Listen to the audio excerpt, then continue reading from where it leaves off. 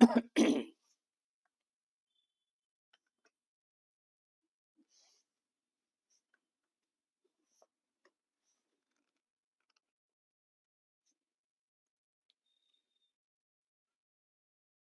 तो भाई स्टार्ट करते हैं। Welcome to the session, welcome to the channel quant by Arun Panchal. ठीक है, ये आई थिंक हमारा सेशन नंबर 6 है हमारी आरआरबी क्लर्क मेंस के लिए जो हम लोगों ने सीरीज आपकी स्टार्ट की है। ठीक है, उसका सेशन नंबर भाई 6 आपका दिया हुआ है। ठीक है, और जिन स्टूडेंट्स ने अभी तक नहीं किया है, जिनको नहीं पता इन सेशंस के बारे में, तो अलग से आपकी प्लेलिस्ट बनी हुई है। आप चाहो तो आप वहां से सारे जो भी पुराने सेशन है 1 से लेकर 5 तक आप उनको रिवाइज कर सकते हो। ठीक है, जैसे अगर मैं बात करूं सेशन 1 और सेशन नंबर 5 में मैंने आपको क्या कराए थे, 6 सेट आपके डीआई के कराए थे। सेशन नंबर जो 2 था उसमें आपके 25 क्वेश्चंस थे अर्थमेटिक के। ठीक है, तो अगर आप सिर्फ अर्थमेटिक करना चाहते हो तो भाई सेशन नंबर 2 से कर लेना। सेशन नंबर 6 और सेशन नंबर 5 और सेशन नंबर 1 में आपके डीआई दिए हुए हैं 6 सेट। ठीक है, डीआई आप करना चाहो वहां से कर लेना। बाकी क्या है कि मिक्स सेशंस रहते हैं, कुछ आपका पोर्शन डीआई रहता है, कुछ आपका अर्थमेटिक रहता है, कुछ आपके क्या होते हैं नंबर्स नॉलेज रहती है या आपके इक्वेशंस। तो आप अपने हिसाब से अपनी पेस से आप इन सबको आप रिवाइज कर सकते हो मेरे भाई। ठीक है, अगेन दोबारा बता रहा हूँ, अलग से प्लेलिस्ट है 2025 2026 के नाम से, आरआरबी क्लर्क मेंस के नाम से। आप उस प्लेलिस्ट में जाके सारे सेशंस आपको लाइन वाइज सीक्वेंस से मिल जाएगा। आप अपनी पेज से अपनी कन्वीनियंसी से जो भी आपकी टॉपिक रिक्वायरमेंट है या जो भी आपका रिवीजन पोर्शन आपको करना चाहते हो तो आप उन सेशन से कर सकते हो। ठीक है, चलो तो स्टार्ट करते हैं। Start with a very very beautiful set. Beautiful set कहने का क्या मतलब है मेरे भाई, कि जो भी क्वेश्चंस जब फ्रेम होते हैं तो आपके आरआरबी क्लर्क मेंस के हिसाब से, है ना, जितनी ये समझ सकते हो, मतलब पूरा द परफेक्ट परफेक्ट तो नहीं, 97-98% क्वेश्चन उसी लेवल के रखे गए हैं। ठीक है, तो इसलिए मैं बोल रहा हूँ कि क्वेश्चन ब्यूटीफुल का मतलब कि डिफिकल्ट या बहुत ज्यादा ट्रिकी नहीं है। बात यह है कि ऑल क्वेश्चंस आर डिजाइंड कि आपका आरआरबी क्लर्क मेंस के हिसाब से है। तो इसलिए ओवरऑल सेशन अगर आप देखोगे, आज हम लोग 40 क्वेश्चन का पूरा प्लान किया है, तो आज अगर आप देखोगे, है ना, तो आप के जो लेवल ऑफ डिफिकल्टी है वो आपका एक दो क्वेश्चंस का छोड़ के आपका जो भी आपका एग्जाम बॉक्स है उसके हिसाब से आपका रखा गया। ठीक है, तो अगेन भाई मैं हमेशा से बोलता हूँ, मैं चाहे आपको कितने भी क्वेश्चंस करा दूं, आप कहीं से भी कर लो, तब तक कोई फायदा नहीं है जब तक आप खुद से पीडीएफ से ये सारे क्वेश्चंस आर अटेम्प्ट ना करो। ठीक है, तो सिनेरियो वही रहेगा कि स्टार्टिंग के 10 एक क्वेश्चंस हम लोग करेंगे अर्थमेटिक के, जिसमें आपका अर्थमेटिक केसलेट है और सिंगल सिंगल क्वेश्चंस है। उसके बाद हम लोग करेंगे आपके जो भी है नेक्स्ट 10 से 25 या 24 तक आपके डीआई प्लस केसलेट्स करेंगे, है ना। उसके बाद फिर आपका क्या होगा कि नेक्स्ट जो 10 क्वेश्चंस होंगे वो आपके क्या होंगे भाई, नंबर सीरीज के, इक्वेशंस के, है ना, और आप बोल सकते हो कि आपका सिंप्लीफिकेशन या अप्रोक्सीमेशन, है ना। तो उस हिसाब से मैंने क्या किया, वेटेज भी आपका जो एक्चुअल एग्जाम में जैसे 40 क्वेश्चंस का जो जो पोर्शन का वेटेज होता है उस हिसाब से रखने की कोशिश की गई है। लास्ट के 5 क्वेश्चंस अगेन वो आपका अगर डीएस की फॉर्म में होगा तो डीएस के 2-3 क्वेश्चंस होंगे, क्वांटिटी कंपैरिजन होगा अर्थमेटिक का। तो जो भी है, तो ओवरऑल देखोगे आप कि 15 क्वेश्चंस तो आपके अर्थमेटिक के, 15 से 16, 15 आपके डीआई प्लस केसलेट है, बाकी 10 क्वेश्चंस आप जिसे आप स्पीड मैथ्स बोलते हो आपके उसके दिए। ठीक है, तो भाई अगेन मैं हमेशा यही बोलूंगा, वीडियो आप नहीं देखेंगे, है ना, आप खुद से सारे क्वेश्चन सॉल्व करने की कोशिश करो। ताकि क्या है कि जो वीडियो में टाइम आप वेस्ट करते हो देखने में, इट्स बेटर कि आप उन क्वेश्चंस को खुद से सॉल्व करने की कोशिश करो, जिससे आपका टाइम भी सेव होगा और प्लस जो जिस एग्जाम की आप प्रिपरेशन कर रहे हो उसमें आपका एप्टीट्यूड और अच्छी स्पीड होगी, अच्छी क्लैरिटी आपके पास आएगी मेरे भाई। ठीक है, उसके बाद कहीं किसी क्वेश्चन में आपको डिफिकल्टी होती है या फेस करते हो या कुछ आप नहीं कर पा रहे हो, मे बी कुछ कोई भी रीजन हो सकता है ना, या क्वेश्चन कोई आपने स्किप किया है, तो आप चाहो फिर उसके बाद आप वीडियो देखना, बट पहले वीडियो सॉल्यूशन खोल के आप मत बैठेंगे मेरे भाई। ठीक है, चलो तो स्टार्ट करते हैं विदाउट एनी डिले। ये छोटा सा मैं आपको बता देता हूँ कि आरआरबी क्लर्क मेंस के हिसाब से हम लोगों ने एक छोटा सा फीस का स्ट्रक्चर ऐड किया है, ₹28 का। आप चाहो तो अपनी कन्वीनियंस से अपनी पे से ₹28 जब आपको कंफर्टेबल लगता है तब आप पे कर सकते हो। ठीक है, और भाई ये रहा ईमेल, आप चाहो तो कोई भी अगर समस्या है आपको क्यूए क्वांट से और एलआर से रिलेटेड, तो आप इस ईमेल आईडी पर मुझे मेल कर सकते हो, या फिर किसी भी वीडियो के नीचे आप कमेंट करेंगे तो मैं आपको वहां पे डायरेक्ट आपका रिवर्ट कर दूंगा मेरे भाई। ठीक है, चलो तो ये रहा आपका स्कैनर। आप चाहो तो स्कैनर से भाई पे कर सकते हो, है ना, नहीं चाहते तो आप क्या कर सकते हो, इस यूपीआई आईडी से आप पे कर सकते हो। बाकी कमेंट देख लिया करिए, हर वीडियो के नीचे 3 कमेंट होते हैं। पहला आपका पीडीएफ का होता है, दूसरा आपका टेलीग्राम्स लिंक्स, है ना, जो भी आपके ग्रुप्स हैं हमारे और आपके जो टेलीग्राम चैनल है उससे रिलेटेड होता है। लास्ट वाला जो होता है आपका यूपीआई आईडी का होता है। तो आप चाहो तो इधर से पे कर सकते हो, आप चाहो तो भाई वहां से जब आपको कंफर्टेबल लगता है, जैसे आपको कंफर्टेबल लगता है तब आप पे कर सकते हो। ठीक है, और एक चीज और, अगर भाई आपको लग रहा है कि आपकी प्रिपरेशन में सेशन एड ऑन्स कर रहे हैं, तो आप जितने भी आपके स्टडी सर्कल्स हैं, जो भी आपके फ्रेंड्स हैं जो सीरियसली मेंस की प्रिपरेशन करना चाहते हैं, तो आप ये सेशंस उनके साथ आप रिकमेंड कर सकते हैं। चैनल के बारे में भाई उन लोगों को आप बता सकते हो, ठीक है। ये रहा हमारा टेलीग्राम चैनल, है ना। आप QAP सर्च करिए क्वांट बाय अरुण पांचाल, है ना, तो वहां पे आप चैनल को सब्सक्राइब कर सकते हो। आप चाहो तो भाई ग्रुप ज्वाइन कर सकते हो। PDF और जो भी इन्फॉर्मेशन होती है मैं आपका ग्रुप में भी दे देता हूँ, है ना। और बाकी तो मैं कमेंट में या जैसे भी आपको यूट्यूब पे आपको आई मीन जो भी इन्फॉर्मेशन होगी तो वो मैं आपको डायरेक्टली वहां पे पोस्ट करके भी आपको इन्फॉर्म कर दूँ, ठीक है। तो आप चाहो तो ग्रुप ज्वाइन कर सकते हो, चैनल को आप सब्सक्राइब कर सकते हो मेरे भाई, ठीक है। चलो तो स्टार्ट करते हैं। सारी इन्फॉर्मेशन मैंने आपको दे दी। अगेन मैं हमेशा यही बोलूंगा कि मेरे भाई सारे क्वेश्चन खुद से करने की कोशिश करना, वीडियो देखने में समय बर्बाद मत करना। अगर वीडियो की लेंथ 2 घंटे है तो उसके 60% टाइम में आप क्वेश्चंस को, सारे क्वेश्चंस को सॉल्व करने की कोशिश करो, ठीक है। ये 40 क्वेश्चन इसलिए डिजाइन किए गए हैं ताकि आप क्या करो, बात आपका स्कोर कम है ज्यादा वो मैटर नहीं करता, बात आपके 40 क्वेश्चन आप विद इन टाइम लिमिट में कितने कर पा रहे हो, क्या आपके पास एक्यूरेसी है, और कौन कौन से टॉपिक्स आपके वीक हैं जिनमें आपने कम रिवाइज किया, उसमें आपको ज्यादा रिवाइज करने की जरूरत है। यहाँ से आप थोड़ा सा एनालाइज कर सकते हो, ठीक है मेरे भाई। चलो तो स्टार्ट द क्वेश्चन, है ना। पहला है आपका केसलेट दिया हुआ है आपका प्रॉफिट एंड लॉस में, ठीक है मेरे भाई। तो जो हिंदी वाले मेरे भाई है ना, वो आप एक बार स्क्रीनशॉट ले लीजिए। मैं 3-4 सेकंड का पॉज ले रहा हूँ ताकि जब हम लोग सॉल्व करेंगे तो वहां पे आपको कंफर्टेबल हो, ठीक है।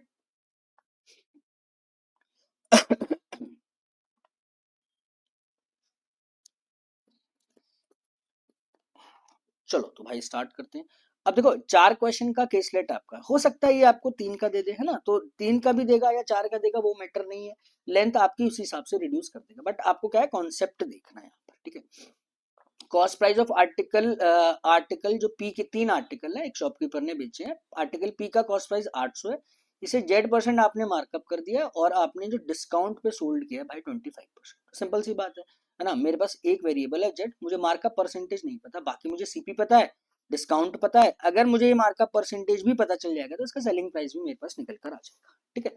सेकंड क्या कहानी आती है, it is marked up bye 2Z% above it's cost price. अब देखो कनेक्शन है ना दोनों के अंदर, इसको Z% मार्कअप किया, इसको 2Z% मार्कअप किया, इसको आपने 60% डिस्काउंट पे सोल्व किया है, और इसको आपको क्या हो रहा है, लॉस हो रहा है, which is same as the profit earned on article B. अब देखो यहीं पे पॉज हो जाओ।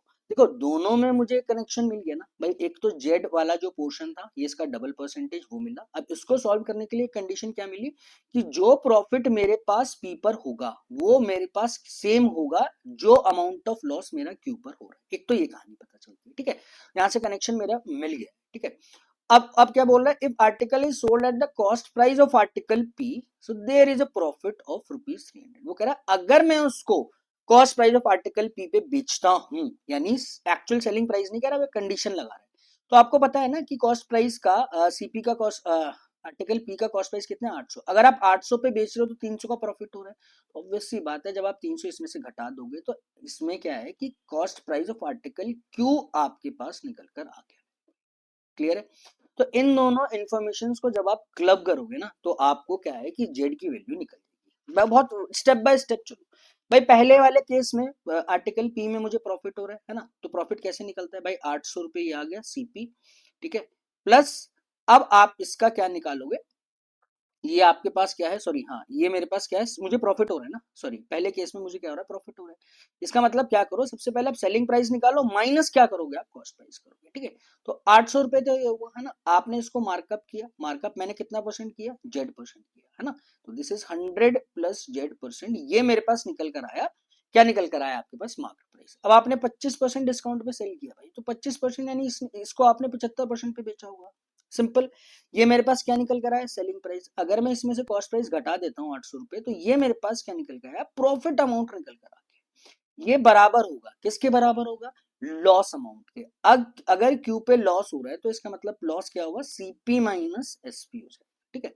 तो क्यू का सीपी कितना है 500, ठीक है। इसमें से अब मैं सेलिंग प्राइस निकाल रहा हूँ 500 का, अगेन आपने कितना मार्कअप किया है 2Z%, तो 100 प्लस 2Z% तो ये आ गया। फिर आपने भाई डिस्काउंट दिया है, कितने परसेंट का डिस्काउंट दे रहे हो आप, 60% का। दैट मीन्स आपने उस क्वांटिटी का जो निकाला होगा 40% निकाला होगा, यानी ऑब्वियसली बात है 60% चला गया तो बचा कितना होगा, 40% मेरे पास बचा होगा जिसमें मैंने उसको बेचा होगा। क्या ये कहानी क्लियर होती है, सिंपल। अब आपके पास एक वेरिएबल है और एक आपके पास इक्वेशन है, आप आराम से उसको डील कर सकते हो। सबसे पहले तो देखो ये परसेंटेज से 2 जीरो चला गया, 8 का 3/4 करूंगा तो 6 टाइम्स आएगा, 6 टाइम ऑफ दिस डाटा यानी 600 प्लस 6 जेड ये निकल कर आ जाए। ठीक है, सिर्फ कैलकुलेशंस कर रहा हूँ और कुछ नहीं, आप अपने हिसाब से कैलकुलेशन कर सकते हो। ठीक है, 500 800 अभी आ गया 500 माइनस, अब आप देखो इस वाले परसेंटेज से 2 जीरो तो चला गया, 5 यानी 5 से 5 ये वाला कैंसिल आउट हो, बचेगा 2 यहाँ पर, यानी कि 200 माइनस का मेरे पास कितना आ जाएगा माइनस है ना यहाँ पर, यानी माइनस का मेरे पास कितना आ जाएगा, अगर 5 से 5 घटाए 200 यानी 2 दूनी 4, माइनस का कितना आ जाएगा 4 जेड आ जाएगा। सिंपल सी बात है मेरे भाई। आप देखो ये 6 जेड है, ये कितना दिया हुआ मुझे 4 जेड, इसको इधर शिफ्ट करूंगा तो this is equal to 10 Z, ये मेरे पास निकल कर आ जाएगा। ठीक है, ये पोर्शन कितना है मेरे पास 300। ठीक है, अगर ये पोर्शन मेरे पास 300 मुझे दिया हुआ है ना, तो और ये वाला जो पोर्शन निकल कर आएगा मेरे पास, एक मिनट रुक जाओ, ये 6 जेड है, उसको मैंने इधर किया तो ये 4 जेड आ गया, यहाँ पर आया था माइनस का 200 और ये कितना आएगा आपका प्लस का 300, तो यहाँ पर कितना आ जाएगा आपके पास 500 आ जाएगा। तो जेड की जो वैल्यू निकल कर आ गई दिस इज इक्वल टू 50। ठीक है, बस नंबर्स इधर उधर ना हो, कई बार कैलकुलेशन करते हो उस चीज का आपको ध्यान दें। ठीक है, तो आप अगर आप देखोगे तो पी और क्यू की तो कहानी यहाँ पर समाप्त हो गई ना भाई, मेरा जो पंगा था वो जेड का ही था। तो अगर आप डाटा निकालना चाहो, हालांकि जरूरत है या नहीं है वो तो क्वेश्चन देख के हम लोग को पता चलेगा, है ना, बट फिर भी निकाल देते हैं, है ना, जस्ट फॉर द कन्वीनियंस कि भाई पी क्यू आर के सीपीएसपी और एमआरपी तो कम से कम अपने को पता होना चाहिए। ठीक है, पी और क्यू की तो हमको कहानी पता चल गई। ठीक है, ये पहला वाला बॉक्स आपका सीपी है, सेकंड वाला एसपी है और ये वाला मेरे पास क्या है एमआरपी आपका दिया। ठीक है, तो पी क्यू से रिलेट हम लोगों ने कर लिया। अब आप आओ पीपी, पी का भाई कॉस्ट प्राइस था 800 रुपए, है ना, आपने जेड परसेंट मार्कअप किया मेरे भाई, जेड परसेंट मार्कअप का मतलब है 50%, तो इसका मैं सीधा लिख सकता हूँ, इसे कैलकुलेशन करने में तो कोई दिक्कत नहीं होगी, 1200 आ गया। ठीक है, अब इस पे आ जाओ 500, इसको आपने कितने परसेंट पे मार्कअप किया था भाई, 2 जेड% पे मार्कअप किया था, 2 जेड%, 50 इंटू 2 यानी 100% ज्यादा होगा इसके कॉस्ट प्राइस से। इसका मतलब ये कितना हो जाएगा मेरे पास 1000 हो जाएगा। इसको आपने 25% पे बेचा है ना, तो इसका 1/4 300, यानी इसको तो आपने 900 पे बेचा होगा, सिंपल सी बात है। अब यहीं से देख लो भाई 100 रुपए ज्यादा तो ये 100 रुपए कम होगा यानी 400। अब चाहो तो आप यहाँ से कर लो भाई, 60% है, 40% का क्या होगा, मतलब 40% कॉस्ट पे मैंने इसको बेचा होगा एमआरपी की, तो वो कितना आ जाएगा 400। यहाँ तक तो कहानी मेरी क्लियर हो गई, यहाँ तक तो कोई समस्या नहीं है मुझे। ठीक है, अब आओ आर्टिकल आर के लिए क्या बोल रहे हो। The cost price of the article is rupees 9z plus 160। अब देखो हमने z की वैल्यू निकाल दी, 9 टाइम्स ऑफ 50, 9 पंजे 45, 45 प्लस 150, यानी ये पोर्शन कितना आ जाएगा मेरे पास 450 प्लस 150 यानी 600 आ जाएगा। आपने दो सक्सेसिव डिस्काउंट्स पे सेल किए, y पे y माइनस वाई पे, such that there is no profit no loss occurred on the article R. अब इस सिचुएशन का मतलब क्या है समझो भाई, नो प्रॉफिट नो लॉस है, या तुम इसका मतलब क्या है कि मैंने उसको सीपी और एसपी मेरे पास क्या होंगे, दोनों के दोनों मेरे पास क्या होने चाहिए, सेम होने चाहिए ना, यही तो वो बोल रहा है आपसे। ठीक है, and it is marked up by 4z by 3% above it cost price, है ना, 4z बाय 3 का मतलब क्या हो गया, दिस इज 4 इंटू जेड की वैल्यू 50, 50 बाय 3 यानी 200 बाय 3 आपने उसका मार्कअप किया हुआ। ठीक है, तो अगर आप देखोगे आर्टिकल आर के बारे में अगर आप इंफॉर्मेशन लगाओगे ना, तो यहाँ पे आपको थोड़ा सा एक एक्स्ट्रा एफर्ट क्या करना पड़ेगा, ये वाली इक्वेशन आपको सॉल्व करनी पड़ेगी। ठीक है, अब आओ आर्टिकल आर पे आप, है ना, आर्टिकल आर का अगर सीपी आप देखोगे तो दिस इज इक्वल टू 600, इसका एमआरपी आप देखोगे मेरे भाई तो इसका 2/3 इंक्रीज कर दो, चाहो तो सीधा सीधा रेशो दिया हुआ ना, 2/3 का मतलब कितना होता है 5/3 हो गया, सिंपल। ये 3 की वैल्यू 600 है तो 5 की वैल्यू कितनी हो जाएगी आपके पास 1000 हो जाएगी। क्लियर, जैसा आपको कंफर्टेबल लगता है आप कैलकुलेशन आप उसी हिसाब से कर सकते हो। ठीक है, अब ये एमआरपी है ना, सिंपल नॉर्मल इक्वेशन बनेगी भाई, 1000 है, मैंने पहला जो डिस्काउंट दिया दिस इज 100 माइनस y% दिया, फिर दूसरा जो डिस्काउंट दिया मैंने 100 माइनस कितना हो जाएगा मेरे पास y माइनस वाई में, तो माइनस का y प्लस का 5 ही आ जाएगा, ये भी परसेंटेज में आएगा, this portion is equal to 600।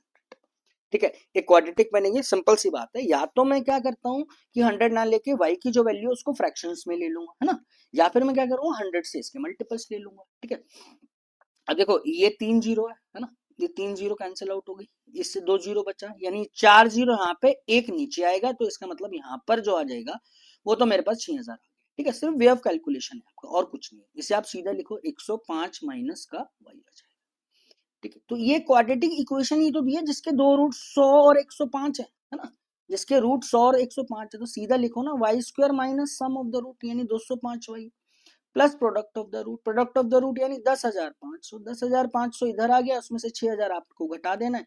इसका मतलब मेरे पास एक फाइनल क्वाड्रेटिक इक्वेशन निकल कर आई है ना, वो यहाँ पर मैं सॉल्व कर रहा हूँ। This is Y square minus 205y और प्लस का 4500 मेरे पास निकल कर आ जाना चाहिए। ठीक है, अब देखो 5 है, इसका मतलब क्या है कि जब मैं जो सम करूंगा तो दो नंबर्स का है ना, और यहाँ पर मल्टीप्लीकेशन में मेरे पास 0 है, यानी मल्टीप्लीकेशन में मेरे पास 5 होना चाहिए।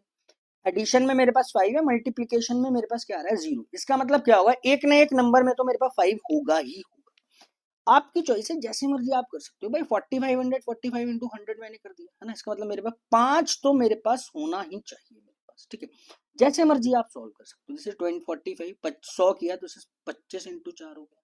ठीक है, 25 इंटू 4 हो गया। अब देखो 45 इंटू 4 अगर करूंगा तो ये मेरे पास कितना आएगा 180, और ये पोर्शन कितना आ जाएगा मेरे पास 25। यानी अगर मैं 180 में 25 ऐड करता हूं तो इसका मतलब हाँ मेरे पास जो सम निकल कर आ गया दिस इज इक्वल टू 205।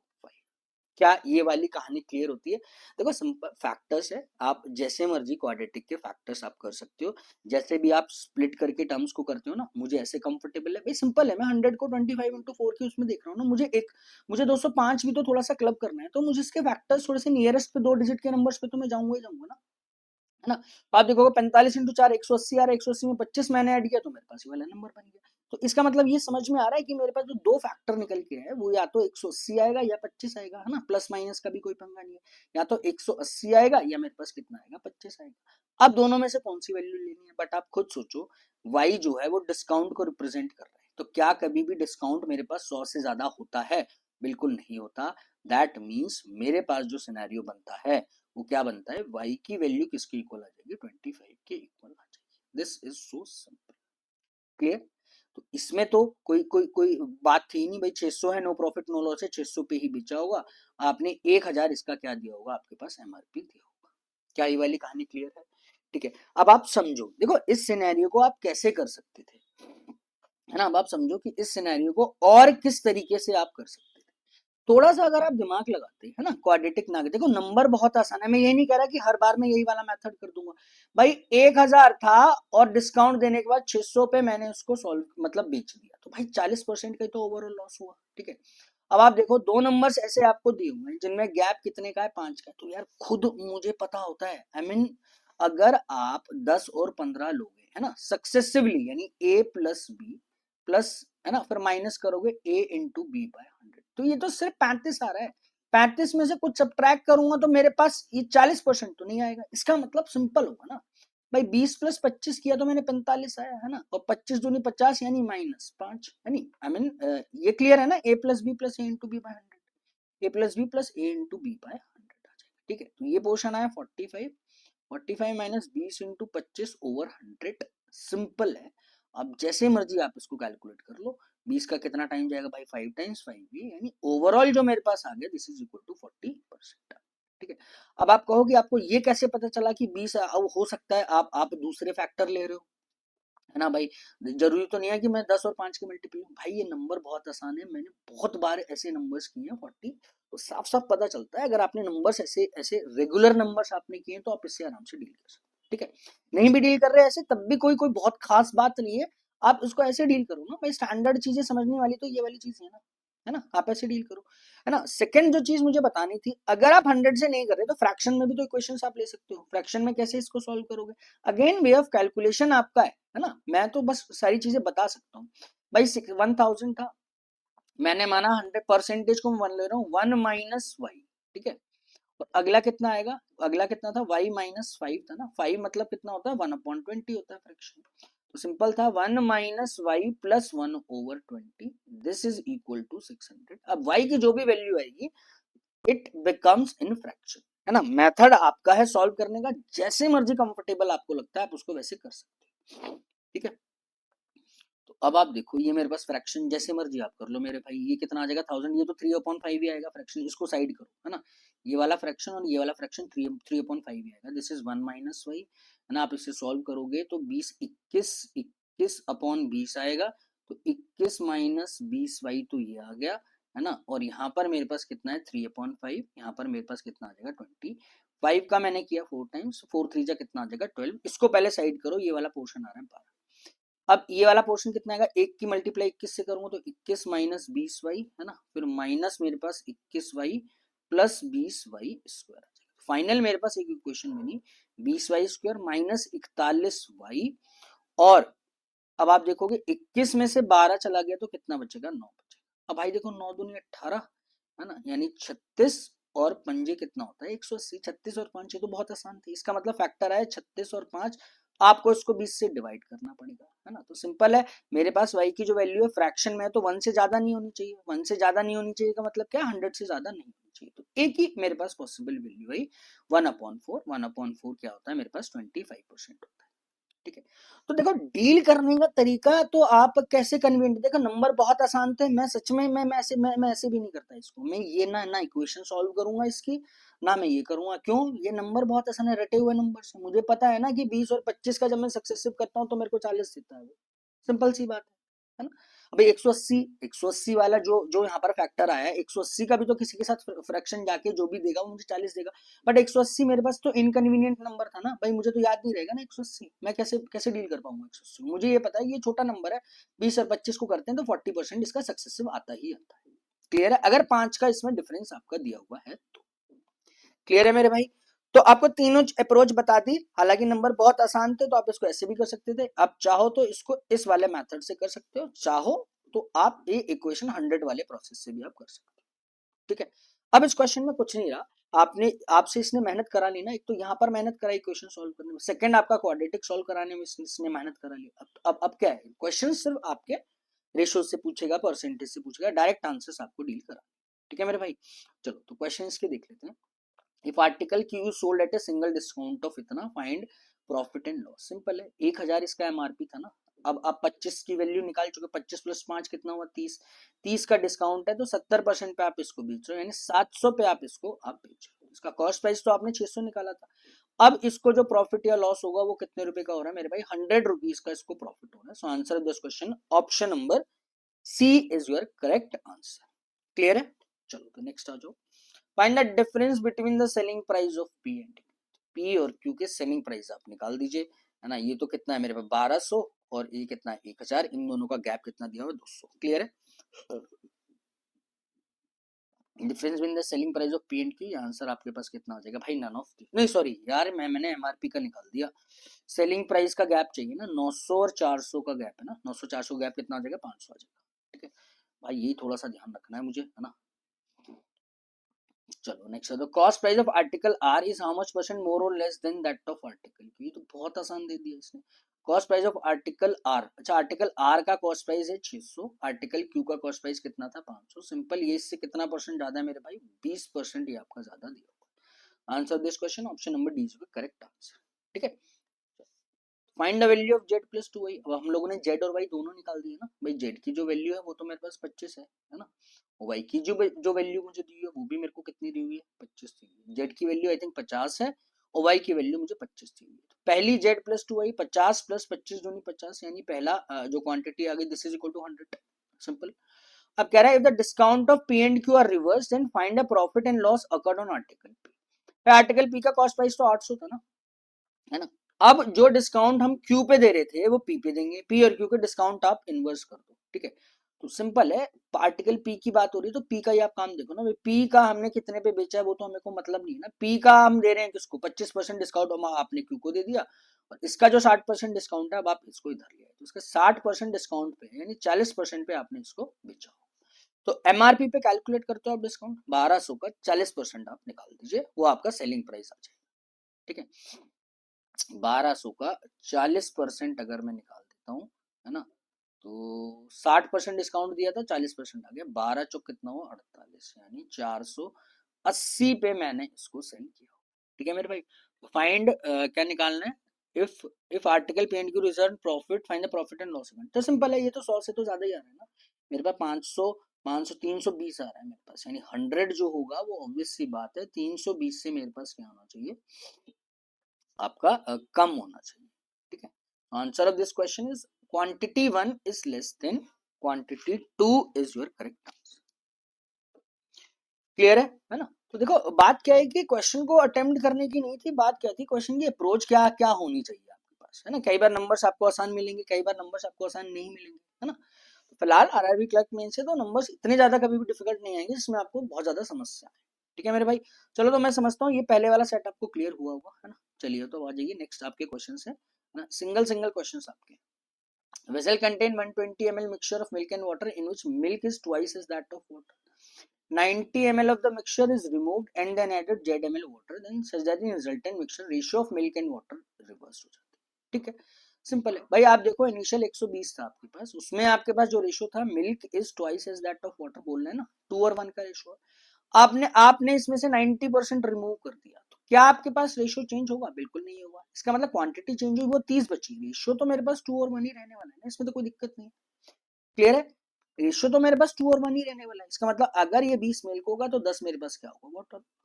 अब आपने क्या ऐड किया इसमें? ZML वाटर ऐड किया। एक्चुअली आपको ये नहीं पता आपने कितना वाटर ऐड किया। तो अब मेरे पास जो रेशियो 2 और 1 था ना, वो इनवर्स हो जाएगा, यानी रिवर्स हो जाएगा। अब ये रेशियो 1 और 2 आ जाएगा। तो भाई आप वाटर ऐड कर रहे हो तो मिल्क तो मेरे पास सेम रहेगा ना। ये 20 है तो ऑब्वियस सी बात है 1:2 है, तो ये पोर्शन कितना हो जाएगा? 40 हो जाएगा।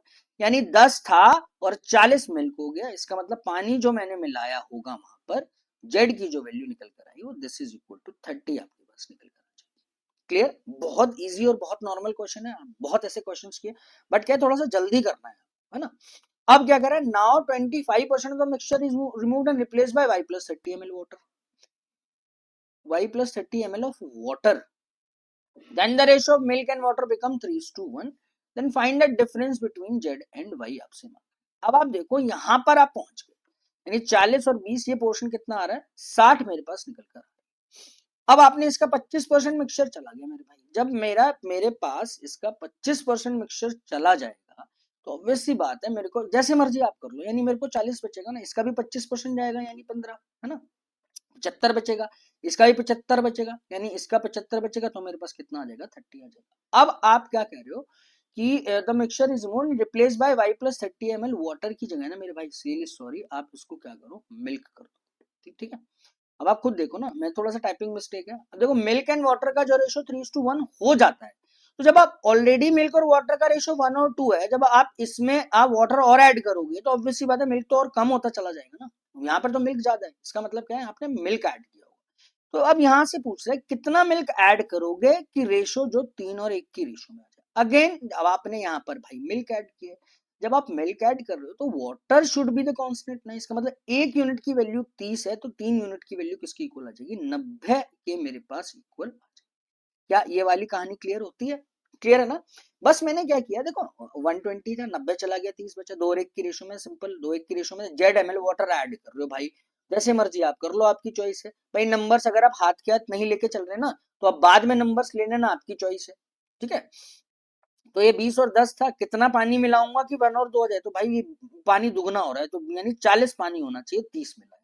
अब 60 आया, इसमें से 25% चला जाएगा आपके पास, है ना।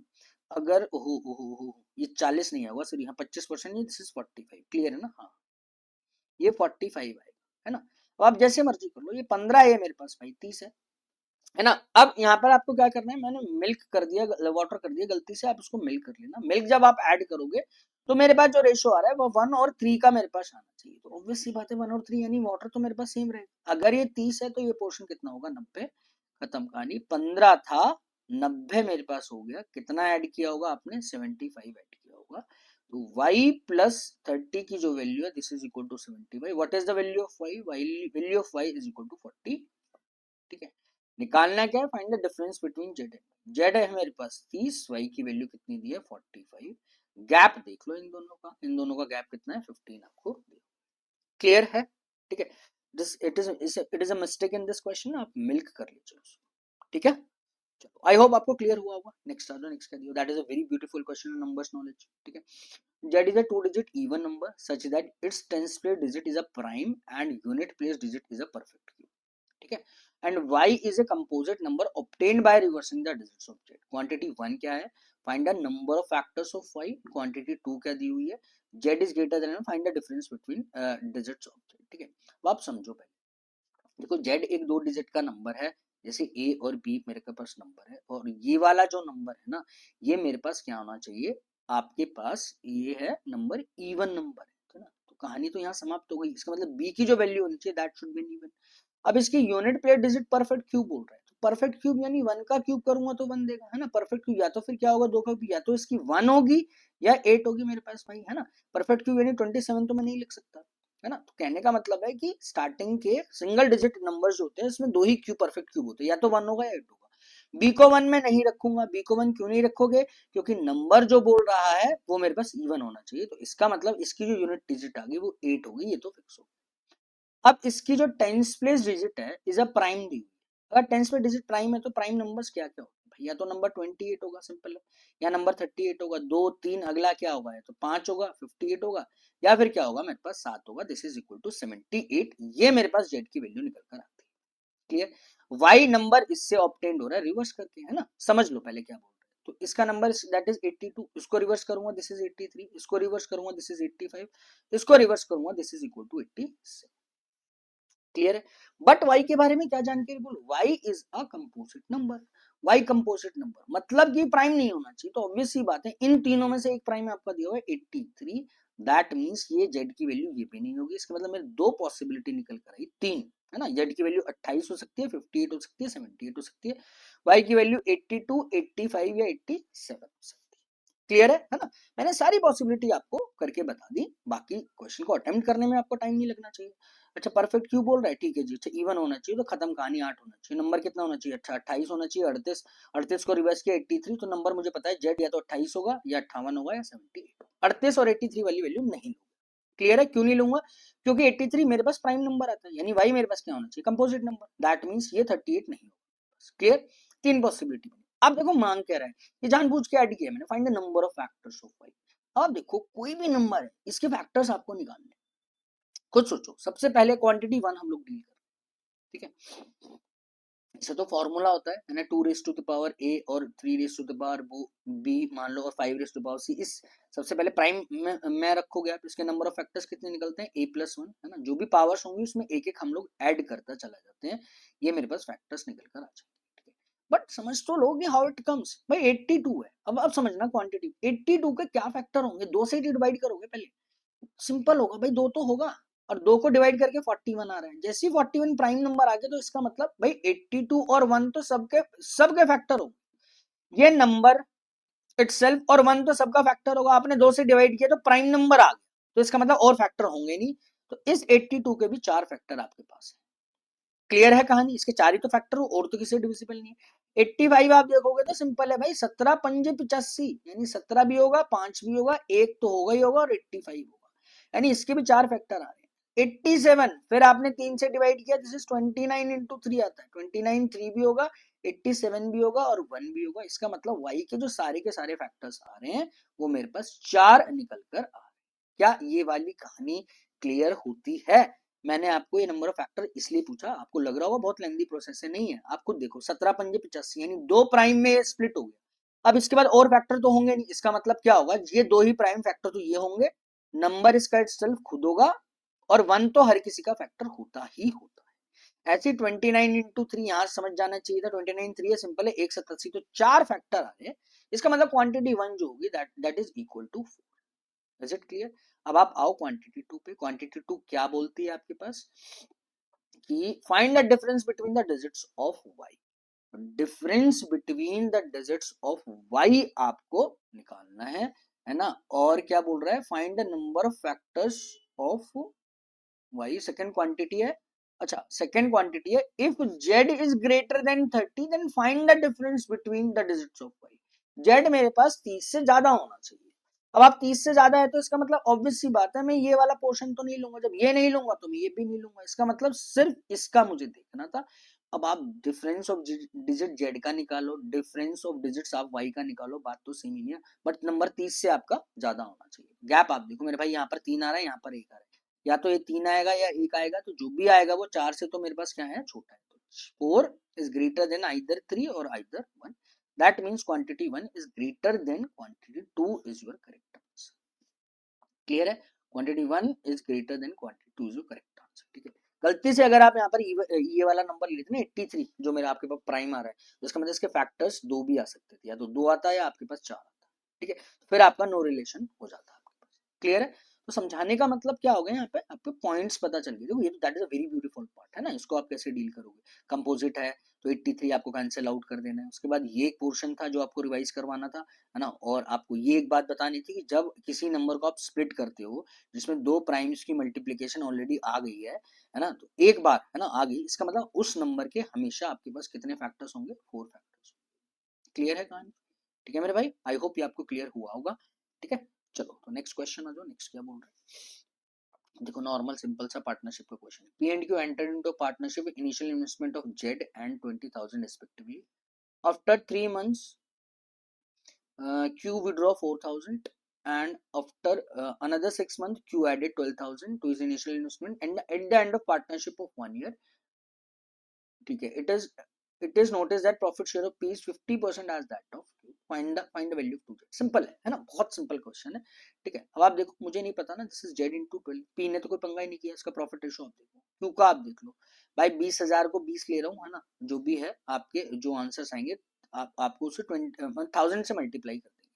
भाई 20 था, 20 रुपए इसने लगाया, 20,000 लगाए, 3 महीने तक तो इसने लगाए होंगे है ना। अब इसने क्या किया, 4,000 रुपए निकाल लिए तो इसके पास 16,000 बचे for after another next 6 month, तो ये 6 मंथ के लिए लगाया हुआ।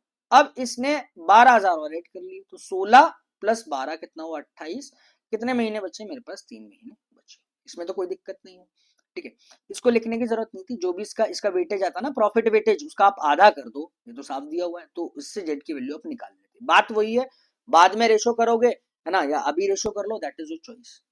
3 का 3 से कैंसिल आउट कर दो सब है ना, 3 का 2, again this is cancel out, ये 3 का कितना टाइम जा रहा है भाई, 4 टाइम्स, तो 4 जेड तो ये आया मेरे पास। ठीक है, अब आप देखो अगर 4 से, ये भी 4 से जा ही रहा है ना, इसकी कोई दिक्कत नहीं है। अगेन भाई सिंपल है, बाद में कैंसिल आउट कर लो, अब कैंसिल आउट कर लो, आपकी आपकी आपकी चॉइस है ना।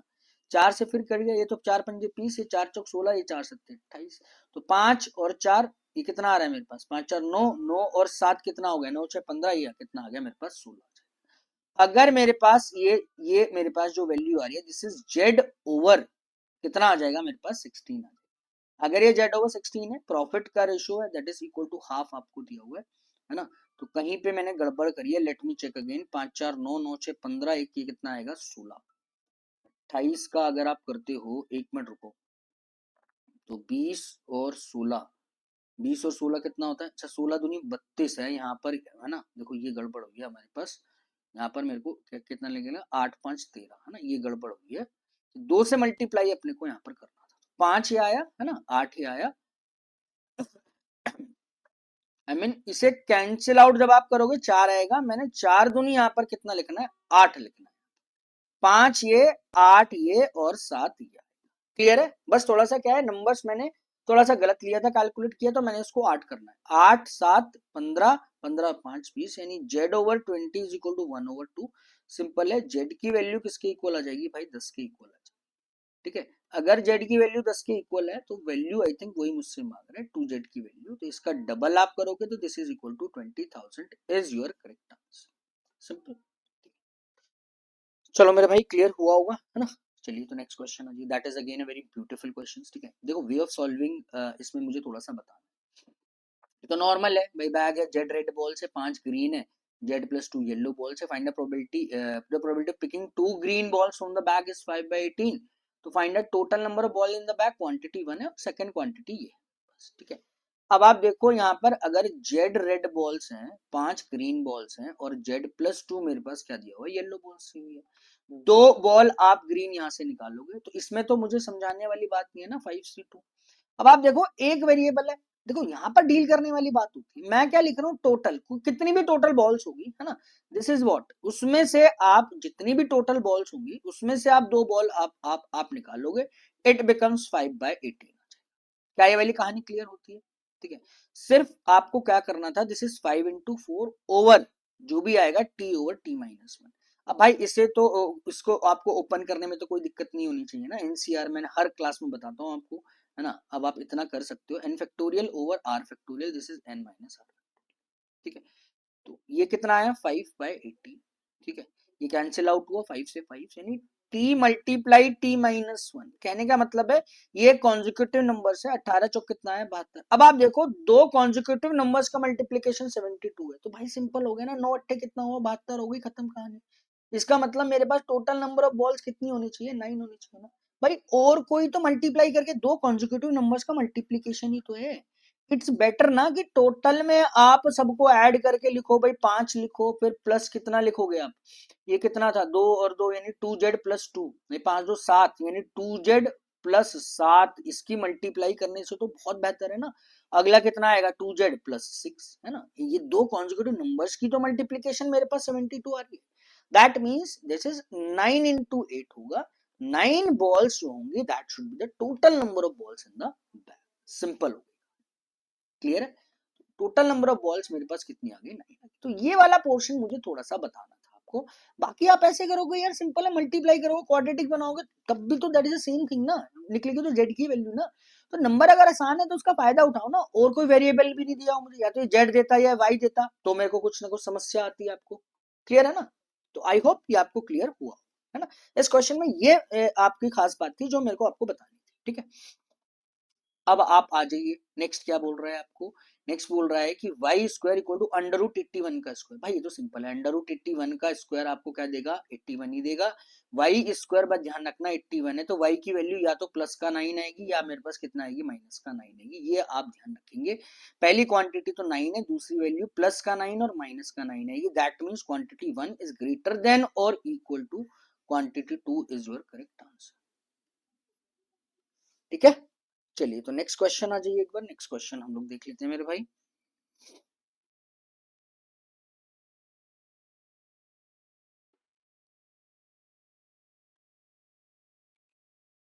चलो तो भाई नेक्स्ट क्वेश्चन आ रहा है, next again that is a very very beautiful question, ठीक है, बहुत बढ़िया क्वेश्चन आपका है।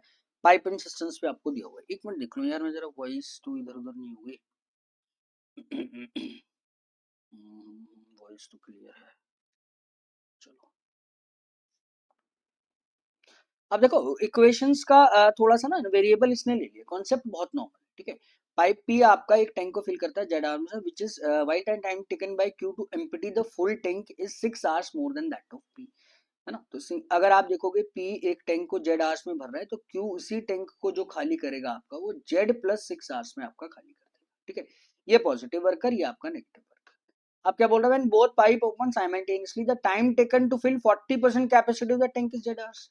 आप समझो कि 2/5 यानी 40% अगर ये दोनों भरते हैं टैंक को, वो जेड आवर्स में भरते हैं, तो या तो आप इसका 40% निकाल दो या फिर इसका 100%, यानी 100% टैंक अगर ये जो फिल करेंगे तो कितने आवर्स लगेंगे इनको, 5z/2 आवर्स में ये आपका 100% टैंक आपका फिल कर देगा। तो समस्या यहाँ पर क्या है, वेरिएबल्स में आपको यहाँ पर दिया हुआ है। तो सिंपल है भाई, जैसे स्टैंडर्ड मेथड हम लोग करते हैं वैसे स्टैंडर्ड मेथड से हम लोग करेंगे, है ना। तो भाई एक दिन का काम या एक घंटे का काम 1/z, ये नेगेटिव वर्क करे तो माइनस करोगे, दिस इज 1/z प्लस 6, है ना। और ये ध्यान रखना इनका कंबाइंड जो वर्क आएगा दिस इज ट्वाइस ओवर, एक घंटे का काम, this is twice over 5z यहाँ पर निकल जाएगा। सिंपल एक इक्वेशन बनेगी लीनियर, है ना, z plus 6 minus Z over Z की मल्टीप्लाई जेड प्लस 6 से करूंगा ना, ये मेरे पास कितना आएगा 2/5z। तो कहने का मतलब है जेड से जेड मेरे पास कैंसिल आउट होगा, अगेन यहाँ जेड से जेड कैंसिल आउट हो गया। तो अब जैसे मर्जी कर लो मेरे भाई, ये कितना आ जाएगा अगेन, ये 2 का कितना टाइम्स आ जाएगा 3 टाइम्स का, 3 पंजे कितना हो गया 15, 15 equal to z plus 6। What is the value of z, the value of z is equal to 9 is your correct answer. ठीक है, बढ़िया क्वेश्चन आपका दिया हुआ था, परफेक्ट टाइम लिमिट में होने वाला क्वेश्चन ये मेरे भाई, ठीक है। चलो तो नेक्स्ट आ जाओ। The radius of the cylinder is P is z centimeter, which is 6 centimeter more than that of cylinder Q, ठीक है। एक वेरिएबल है और दोनों का रेडियस का गैप दे दिया, ठीक है। Height of the cylinder Q is 12 centimetre more than that of P and the height of the cylinder P is Z plus 12 centimetre. Simple है, एक मेरे पास वेरिएबल है Z, उसी का ही कुछ ऐड सब्ट्रैक्ट करके दोनों सिलेंडर की दोनों डायमेंशंस आपको दी, ठीक है। तो find the area of the circle of diameter Z centimetre if both cylinders have equal curved surface area, ठीक है। मिल गया आपको कनेक्शन, यानी दोनों के कर्व सरफेस एरिया आपके पास सेम है, यानी कर्व सरफेस एरिया भाई आपको पता होना चाहिए, this is 2 pi R H, simple है। तो बस कंफ्यूजन ये ना हो कि किसमें क्या ऐड कर दिया, वो हम लोग गलत ना लें। अगर पी और क्यू आर का आप रेडियस देखोगे तो सबसे पहले radius of Z P Z centimetre, जो 6 सेंटीमीटर ज्यादा है सिलेंडर क्यू से, तो इसका जो रेडियस लोगे वो जेड माइनस 6 ले लो, ठीक है। अब आ जाओ हाइट पे। हाइट सिलेंडर पी की कितना है मेरे भाई, z+12 है ना, जो और सिलेंडर क्यू की जो हाइट है वो 12 सेंटीमीटर ज्यादा है किससे, पी से, तो इसका मतलब z+12 में करूंगा, है ना, नंबर इधर उधर ना हो, बस उसका ध्यान रखना है, दिस इज z+20, ठीक है। अब देखो ये रेशियो इक्वल करना है तो 2 पाई से तो वैसे भी कैंसिल आउट हो जाएगा ना, this is 2 pi r into H, this is z into z-6, एक तो ये पोर्शन आएगा, इसको आप इक्वल करो, अगेन दिस इज 2 पाई, है ना, इसका रेडियस कितना है, जो भी आया था मेरे पास, ये मैंने रेडियस लिया था z-6, तो फिर गड़बड़ कर दी ना, ये z है और इसको लिखना मुझे z+12, ठीक है, ये रेडियस और ये हाइट, ये 2 पाई रेडियस इसकी z-6, इसकी जो हाइट है दिस इज z+20, ठीक है। 2 पाई से 2 पाई वैसे भी कैंसिल आउट होना था, है ना, यहाँ पे आप देखो दिस इज z² + 12z, ठीक है, और अगेन ये इक्वेशन है जिसके फैक्टर है 6 और -4 है, तो again z² minus sum of the root करूंगा, है ना, तो मेरे को क्या निकल कर आएगा, माइनस माइनस करूंगा तो ये प्लस का आ जाएगा, यानी माइनस का 6z और प्लस का 24z, यानी 18z मेरे पास ये निकल कर आ जाएगा, -24 × 6, जैसे मर्जी आप इसको डील कर सकते हो, ठीक है, जेड से जेड कैंसिल आउट, है ना, इसको इधर शिफ्ट करूंगा, दिस इज 24 × 6, ठीक है, 24 × 6 ऐसे ही रहने दिया, बाद में तो मुझे 6 से कैंसिल आउट ही करना है, 6z, है ना, z की जो वैल्यू निकल कर आ गई दिस इज इक्वल टू 20, ठीक है। अब ध्यान रखना एरिया ऑफ सर्कल मेरे पास कितना होता है, πr², ये मेरे पास डायमीटर 24 है, इसका आधा करूंगा तो रेडियस कितना देगा भाई, 12 देगा, पाई को आपको 3 यूज करना है, तो this is 3 times of r का स्क्वायर, मतलब 12 का स्क्वायर, यानी 144 का मैं 3 टाइम्स करता हूँ, तो 14 तिया 42 और 4 तिया 12, यानी this is 432 centimetre square is your correct answer, ठीक है। देखो अच्छे क्वेश्चंस है, अच्छे का मतलब क्या है, मॉडरेट है ना, एक कनेक्शन मुझे दिया होता, बाकी देखो कैलकुलेशन करने का तरीका वो तो आपके ऊपर डिपेंड करता है, आप जैसे मर्जी कर सकते हो, ठीक है मेरे भाई। चलो तो मूव करते हैं, अब यहाँ से आपके डीआई स्टार्ट हो जाएंगे, है ना, जो भी है 1 2 सेट जितना भी है आपका, है ना, अब 10 क्वेश्चन हमने अर्थमेटिक के किए, अब आपके यहाँ से डीआई स्टार्ट हो जाएंगे, ठीक है भाई।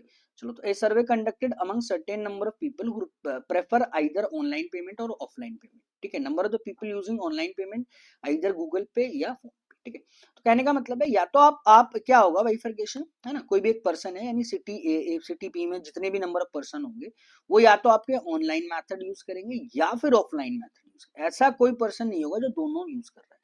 अब ऑनलाइन में इसने 2 बाइफरकेशन दे दिया, या तो जीपे या आपका क्या होगा मेरे पास भाई फोन पे आपका दिया होगा, ठीक है, बहुत नॉर्मल इन्फॉर्मेशन है ये, अगर सेट बात करूं तो it is considered as an easy set according to RRB clerk means, ठीक है, हर टाइप के क्वेश्चन आएंगे ना भाई, इजी भी मॉडरेट भी, है ना, डिफिकल्ट तो कह रहा हटा ही दो, है ना। चलो तो अपने को बाइफरकेशन तो पता चल गया, अब डाटा देखो, कुछ देखो ये परसेंटेज, ये people out of GPay out of total service people, total service people Z है, इसका 55% निकालोगे, तो अगर समझने के लिए अगर इस जेड का 55% निकाला तो मेरे पास जो वो आया जीपे, इसका मतलब बचा हुआ जो 45% होगा वो मेरे पास क्या होगा मेरे भाई, या तो फोन पे, या तो मेरे पास फोन पे होगा, या फिर मेरे पास क्या होगा ऑफलाइन पेमेंट का होगा, ठीक है। अब चाहो तो 5 और 4 की रेशियो में इस 45 को आप डिवाइड करो, है ना, डाटा निकालने की सलाह की जरूरत है नहीं, क्वेश्चन जो जो बोलता चला जाएगा उसके हिसाब से आप निकाल देना, तो 5 और 4 9 पंजे 45, यानी 25% तो ये हो गया और 20% ये हो गया, है ना, तो सिंपल है, पहले वाले का तो मेरे पास रेशियो सारी निकल गई, ठीक है। अब देखो किसी का रेशियो नहीं दिया हुआ, किसी का परसेंटेज नहीं दिया हुआ, हर बार जिस जिसका नहीं दिया उस पर टारगेट करके वो आपसे आंसर निकलवा ले, ठीक है। चलिए तो आप एक बार ना स्क्रीनशॉट ले लेना इसका, ताकि बार बार जब मैं स्लाइड मूव करूँ तो दिक्कत ना हो, ठीक है मेरे भाई। चलो अब बात कर रहे हैं सिटी क्यू की, out of the total people using online payment 62.5% are using PhonePe, find the total number of people using offline method, simple है, सबसे पहले आप सिटी क्यू पे आओ, सिटी क्यू का क्या क्या डाटा दिया हुआ है, 600 ये दिया हुआ, और जो जीपे वाले जो पर्सन है वो मेरे पास कितना दिया हुआ है, 30%।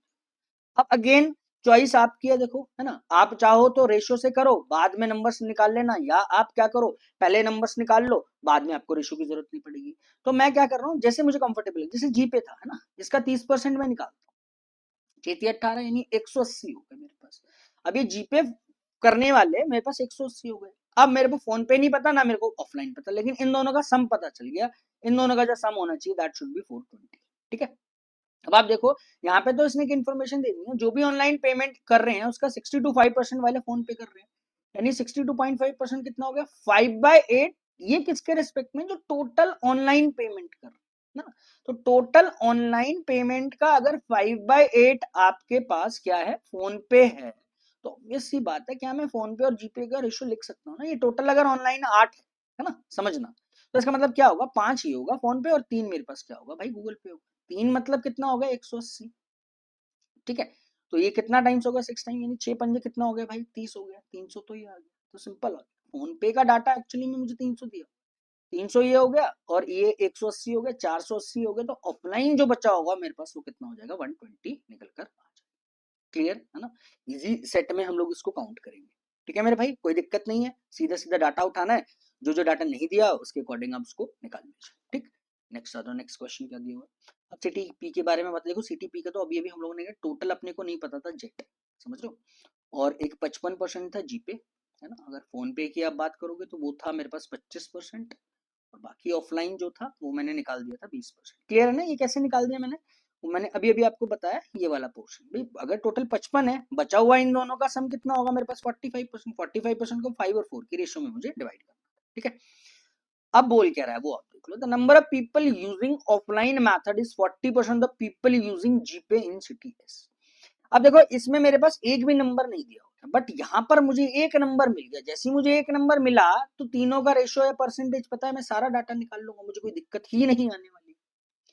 ठीक है, अब क्या मांग रहा है, the people using offline method is, अब ऑफलाइन वाला ये पोर्शन आपको दे दिया, वो 40% है जो जीपे यूज कर सकते हैं सिटी एस। तो सिटी एस पे आओ, उसका 40% आप निकालो जो जीपे यूज करते हैं। पहले जीपे निकालोगे इसके अंदर, है ना, 900 का 40% आपको निकालना है, 9 चौक 36 यानी कितना हो गया, दिस इज इक्वल टू 360। इसका फिर आपको 40% निकालना है, वो वाला जो डाटा होगा वो ऑफलाइन का आपका रिप्रेजेंट करेगा। 36 दूनी 72, 72 दूनी 144, चाहो तो इसको ऐसे छोड़ दो, बाद में कैंसिल आउट कर देना। तो मुझे ये पता चल गया मेरे भाई कि ऑफलाइन वाला जो डाटा है, ये 20% की जो वैल्यू है वो मेरे पास कितना आ रहा है, 144। 100% मुझे निकालना है, यानी मुझे इसकी 144 की 5 टाइम्स से मल्टीप्लाई करना है ना, तो इसका आधा करके एक जीरो आप लगा दो, 720 आ जाएगा जो टोटल पीपल सर्वेड होंगे city P. Find the difference between total served people in city P and city R. City P का ही पंगा था, जेड अपने को नहीं पता था, वो निकल गया। आर का तो मुझे भाई 540 दिया हुआ है, तो 540 और 720 का गैप एक्चुअली में आपको निकालना था। दिस इज 720 और ये कितना है 520, 160 इधर से ले लो, 20 इधर से ले लो, दिस इज 180। सिर्फ गैप में निकाल रहा हूँ, कुछ नहीं। क्लियर है, so answer this question, option number A is your correct answer. Clear, next आप आ जाओ फॉर सिटी एस। अब सिटी एस की बात हो रही है, difference between the people using PhonePe and offline method is 25% less than the people using GPay. ठीक है, find the respective ratio of the people using online method and offline method. अब आप देखो तीन ही तो चीजें हैं भाई, जीपे का अलग से इसने दिएगा परसेंटेज, या तो फोन पे है, फोन पे और उसका परसेंटेज, या फिर मेरे पास क्या था, ऑफलाइन मेथड। अब मुझे जीपे तो सीटीएस में पता है ना, अभी अभी मैंने निकाला है भाई 900 है, अगर मैं इसका 40% निकाल दूंगा, 9 चौक कितना हुआ 36 यानी 360 आया। इन दोनों का सम मेरे पास कितना होगा, 6 नीम 54, ये जो सम आया ये मेरे पास कितना आ रहा है, 540। क्लियर है, इन दोनों का सम। अब मुझसे मांग क्या रहा है, समझना, इन दोनों का रेशियो मुझसे मांग रहा है ना। तो अब इसने क्या बोला है, the difference between the people using PhonePe and offline method is 25% less than the people using GPay. यानी देखो पी मतलब फोन पे और ऑफलाइन, इन दोनों का सम तो 540 है, बट इन दोनों का जो डिफरेंस है वो आपको नहीं पता कि कौन सा किससे ज्यादा होगा। तो इसका डिफरेंस भी अगर आप निकाल दोगे तो इसका 25% कम कर दो, है ना, इसका 25% कितना होता है, 90, 90, है ना, 90 हो गया, हाँ 9 27, इनका जो जो डिफरेंस आएगा वो मेरे पास कितना आ रहा है, 270 आ रहा है मेरे पास। ये कहानी क्लियर होती है, यहाँ तक तो कहानी क्लियर है। अब आप देखो, या तो फोन पे वाला ज्यादा होगा या ऑफलाइन वाला ज्यादा होगा, हम निकाल तो सकते नहीं ना, बट अपने को करना क्या है, अपने को करना क्या है ये समझो, वो बोल क्या रहा है। स्टार्टिंग में अगर आप देखोगे, है ना, एसेट को, है ना, in each city the people using PhonePe are not less than those using offline method. इसका मतलब क्या होगा कि फोन पे वाले जो पर्सन होंगे ना, वो हमेशा या तो ऑफलाइन से ज्यादा होंगे या मेरे पास इक्वल होंगे ना, ये आपको लाइन है। तो इसका मतलब मुझे पता चल गया भाई इक्वल तो है नहीं, है ना, गैप जीरो आता, इसका मतलब फोन पे वाला पोर्शन मेरे पास ज्यादा होगा। तो मुझे रेशो निकालना है, सबसे पहले फोन पे का निकाल लो, इन दोनों को ऐड करके आधा कर दो भाई, 9 का 6 गुना है, 9 का 3 गुना है, 9 का 9 गुना है ना, 9 का 9 गुना यानी 810, 810 का भाई आधा करूंगा, फोन पे वाला पोर्शन आ जाएगा 405। तो अपना ऑफलाइन कितना आ जाएगा, है ना, 540 में से 405 घटा दो भाई, 40 में से 5 और घटा दो, दिस इज 135 मेरे पास ये निकल कर आ जाएगा। क्या ये वाली कहानी क्लियर होती है? अगर आपको इस नंबर से भी नहीं करना था तो आप इसको ऐसे कर सकते थे ना मेरे भाई, तो बहुत सिंपल था, यानी 6+3 है ना, और 6-3 कर सकता था मैं भाई। ये 6 देखो मेथड है आपका, इसे फिर काटम काटी करोगे भाई, ये समझो मैं क्या बोल रहा हूँ। इन दोनों का जो सम है 90 का 6 मल्टीपल है, इन दोनों का जो गैप है वो 90 का 3rd मल्टीपल है, तो एक क्वांटिटी क्या है, रेशियो तो चाहिए 90 का, दोनों का सम करूंगा है ना। 90 का 6+3 यानी 90 का 9 मल्टीपल डिवाइड बाय 2 भी मतलब रेशियो तो चाहिए, और 90 का इन दोनों का गैप करूंगा यानी 3 आएगा, अगेन डिवाइडेड बाय 2, सिंपल है ना, ये तो कैंसिल आउट ही होना था, 2 तो लेना ही नहीं था, सिंपल। 6 और 3 कितना आया 9, 6 में से 3 गया कितना बचेगा 3, the ratio is 3:1 is your correct answer. देखो यही चीजें होती हैं समझने वाली, बहुत छोटी छोटी चीजें हैं समझने के लिए, कोई कैलकुलेशन ट्रिक नहीं है, कोई कुछ नहीं है, नॉर्मल था। पहले मैंने ये मैंने भी तो ऐसे कैलकुलेट किया नॉर्मल, बट मैंने देखा यार जब मैं खुद 6 into 3 कर रहा हूँ तो 6+3 डिवाइड बाय 2 यानी 9/2 ना, 2 की भी जरूरत नहीं है, जब भी रेशियो लेते हैं तो 2 की जरूरत नहीं होती। 6-3 है ना, this is 3 divide by 2, cancel out, what is the ratio, ratio becomes 6:1, this is so simple, clear. चलो तो नेक्स्ट आ जाओ, नेक्स्ट इस क्वेश्चन को देख लेते हैं। The average number of people in city Q R and S together that is using GPR 300, find the number of people using offline method in city. तो सिटी क्यू आर एस का देख लो जीपे वाला, इसमें किसी ना किसी का तो आपको नहीं दिया होगा ना, हाँ देखो इस वाले परसेंटेज नहीं दिया होगा है ना, अगर मुझे ये दोनों पता है ना, तो ये दोनों इक्वल है, तो अगर ये वाला पोर्शन निकल जाएगा आर का तो मेरे पास सारा डाटा निकल जाएगा। सबसे पहले आप देखो तीनों का जो सम है 6×3 = 18, यहाँ पर तो मैं 180 लिख रहा हूँ है ना, जीपे का सम दिया हुआ है एवरेज। 540 का कितना है वो नहीं पता, 9 चौक कितना आ जाएगा 360, तो 18 का 2 गुना, 18 का 1 गुना, तो 18 का 3 गुना आएगा 540, 540 तो ये आ गया है ना, इन दोनों का सम, और इनका एवरेज दिया था 300, 300 इंटू 9 कितना हो गया मेरे पास भाई 900, 900 में से 540 चला गया, तो मेरे पास जो बचेगा वो मेरे पास बचेगा 360। ये 360 वो वाले पीपल होंगे है ना, कौन से वाले होंगे, जो आपके सिटी आर में जीपे यूज कर रहे हैं। क्या ये वाली कहानी क्लियर होती है, क्वेश्चन देख लो दोबारा, दोबारा समझ लो, तब भी कोई दिक्कत नहीं है भाई। क्यू आर एस का जीपे दिया होता ना, पंगा तो आर का था, इनके टोटल सम मैंने निकाल दिया 900, बाकी क्यू और एस का जो था वो 540 था, तो गैप कितना बचा 360, टोटल जो पॉपुलेशन है वो 560 है, ये वाई परसेंट दिया हो तो वाई से क्या लेना देना, बाकी जो बचा होगा वो दोनों इक्वल पोर्शन है 1 और 1 के रेशियो में, तो भाई इनका देख लो, इन दोनों का 18 दूनी 76, 18 3 54 यानी 180 बचा होगा, दोनों इक्वल पार्ट में है, दैट मींस वो 90 आ जाएगा। अब ऑफलाइन मांगता या फोन पे मांगता तब भी मेरे पास कितना आना था 90, जो मेरे पास कॉमन दिया हुआ था, ठीक है, कॉमन मतलब नंबर सेम आएगा आपके पास, क्लियर। नेक्स्ट आ जाओ, क्लियर है ना, the number of people using offline method in city QR 292 more than that of GPay in CTS, ठीक है। सबसे पहले आप जो नंबर्स दिए हुए हैं एग्जैक्टली निकाल दो, अब जीपे इन सीटीएस तो 2-3 बार निकाल चुके हैं, 90 का 40% कर दो भाई, 9 चौक कितना हुआ 36, 360, इसमें अगर आप 292 ऐड कर दोगे तो एक कौन सा डाटा ऑफलाइन का निकल आएगा सिटी क्यू में, ये तो 2 आ गया, 9 और 6 कितना आ गया 15 है ना, 3 4 5 और 6 652 आ गया है सिटी क्यू में, ऑफलाइन मेथड वाला आपके पास निकल कर, क्लियर। मांग कर रहे हैं the number of people using online method in city Q if total served people in city Q and you is 5:13, simple है भाई, ऑफलाइन और ऑनलाइन माना है, मान रहा है वो हमसे है ना, ऑफलाइन एंड ऑनलाइन में मेरे पास जीपे फोन पे, बट जीपे और फोन पे का वाइफिकेशन तो मुझे यू में पता नहीं ना, उसने मांगा, तो अपने को इतने सोचने वाली बात यहाँ पर है ही नहीं, ठीक है। टोटल पॉपुलेशन देखो भाई क्यू और एस का, सिंपल है, तो एक अगर ऑफलाइन पता है आप ऑनलाइन निकाल सकते हो है ना, टोटल में से सब्ट्रैक्ट कर देना, ये पोर्शन है क्यू और यू का, वो है 5 और 13 का पोर्शन दिया हुआ है। 5 की वैल्यू कितनी है मेरे पास 600 थी, आई थिंक एक बार और चेक कर लेते हैं, इसकी पॉपुलेशन 600 थी, क्या थी 720 थी, क्यू की 600 है मेरे भाई, उसकी पॉपुलेशन आपके पास निकल जाएगी, ठीक है। 5 यानी कितना टाइम से आएगा 12, 12 इंटू 13 अगर आप करोगे तो कितना होता है, 12 का स्क्वायर 144, फिर 12 ऐड कर दोगे 156, 1560 आ जाएगा, ठीक है ना, ये ऑफलाइन प्लस ऑनलाइन आपके पास आ जाएगा। एक पोर्शन दिया हुआ है, दूसरा पोर्शन मांग रहा है 652, इसमें से आप क्या कर दोगे मेरे भाई, सब्ट्रैक्ट आपको कर देना, 10 में से मेरे पास अगर 2 जाता है ना, 10 में से 2 गया तो कितना बचा 8, यहाँ तो 0 आ गया था, this is 908 is your correct answer. Clear है मेरे भाई? तो अच्छा खासा डुएबल था, है ना? अगर आप थोड़ा सा सीक्वेंस से करो, प्लान करके करो, उसे समझो एज ए मॉक है, तो क्वेश्चन को जब आप पढ़ोगे ना तो सबसे पहले इसी वाले क्वेश्चन को आप करो। बाकी तो आप करते ही हैं पहले यार, नंबर सीरीज इक्वेशंस, वो मेथड है करने का, फिर आप डीआई पे आते हो, फिर अर्थमेटिक पे, वो आपकी चॉइस है ना? जैसे मर्जी आप शिफ्टिंग कर सकते हो, वो भी मैंने अभी आपको छोड़ा है स्ट्रैटेजी। आप इस मॉक में खुद देखना आप कैसे कौन कौन सी चीज पहले कर रहे हो, कौन कौन सी चीज पहले नहीं कर रहे हो, ठीक है? इट डिपेंड्स ऑन, ठीक है? फिर आप अपना पूरा ओवरऑल देखना कि भाई मैंने इतने इतने करेक्ट किए या इतने रॉन्ग किए मेरे पास, ठीक है मेरे भाई? चलो, चलो तो भाई नेक्स्ट सेट पे आ जाओ। ये वाला सेट है ना, इसमें थोड़ा सा आपको कंपैरेटिबल टू लास्ट सेट, इसमें आपको थोड़ा सा आपको काम करना पड़ेगा, ठीक है? डिफिकल्ट तो नहीं बोलेंगे, है ना?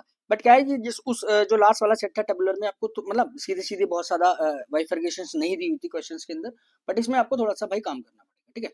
चलो एक सेकंड रुक जाओ यार, वॉइस देख लूं मैं, वॉइस का ना कई बार पंगा हो जाता है मेरे भाई।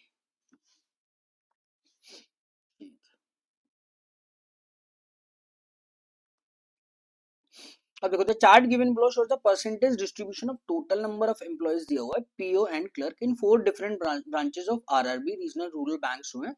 4 ब्रांचेस हैं उनकी, है ना? पीक्यूआरएस जो भी है, सिटीज हैं, ब्रांचेस हैं, उसमें number of POs and number of clerks आपके दिए हुए हैं, ठीक है? ये टोटल परसेंटेज डिस्ट्रीब्यूशन दिया हुआ है आपका, किसका?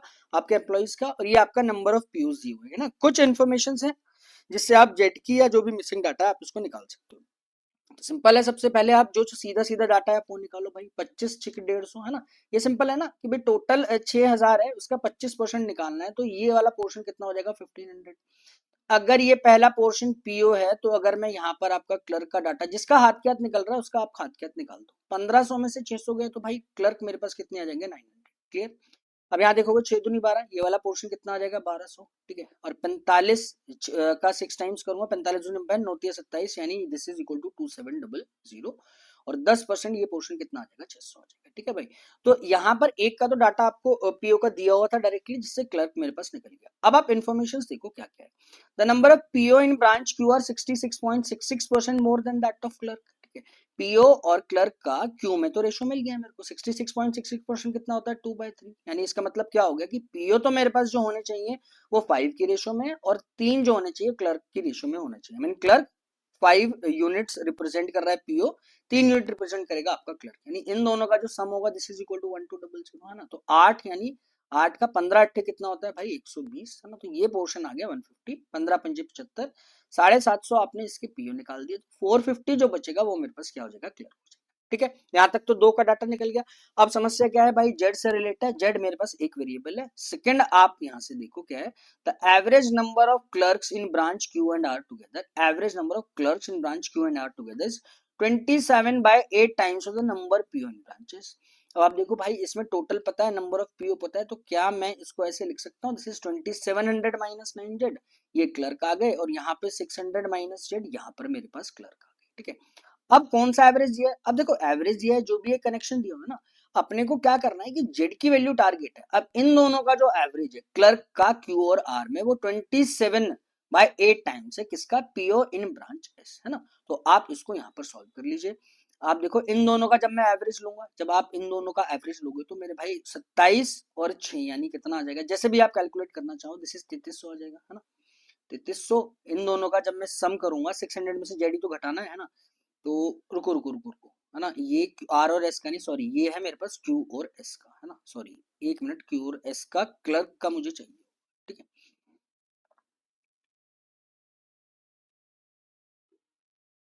हम्म, देखो 450 और 2700 और इन 9 का मल्टीपल है तो कटेगा ही, चाहो तो आप इसको ऐसे ही रहने दो, है ना? जैसे 2700 माइनस 9 जेड प्लस मेरे पास कितना आएगा? 450 डिवाइडेड बाय 2, ये जो पोर्शन होगा this is 27/8 times of PO in branches, PO in branches यानी कितना आ गया? जेड, ठीक है? अब देखो सिर्फ वे ऑफ कैलकुलेशन हम अपने हिसाब से चाहो तो कर सकते हो। देखो 9 का ये कितना टाइम्स आएगा भाई? 300 ही आ जाएगा, ठीक है? 9 का ये कितना टाइम्स आ जाएगा? 5 ही आ जाएगा। तो मैं सीधा सीधा लिख सकता हूँ ना कि ये जो पोर्शन आएगा मेरे पास 350 आ जाएगा।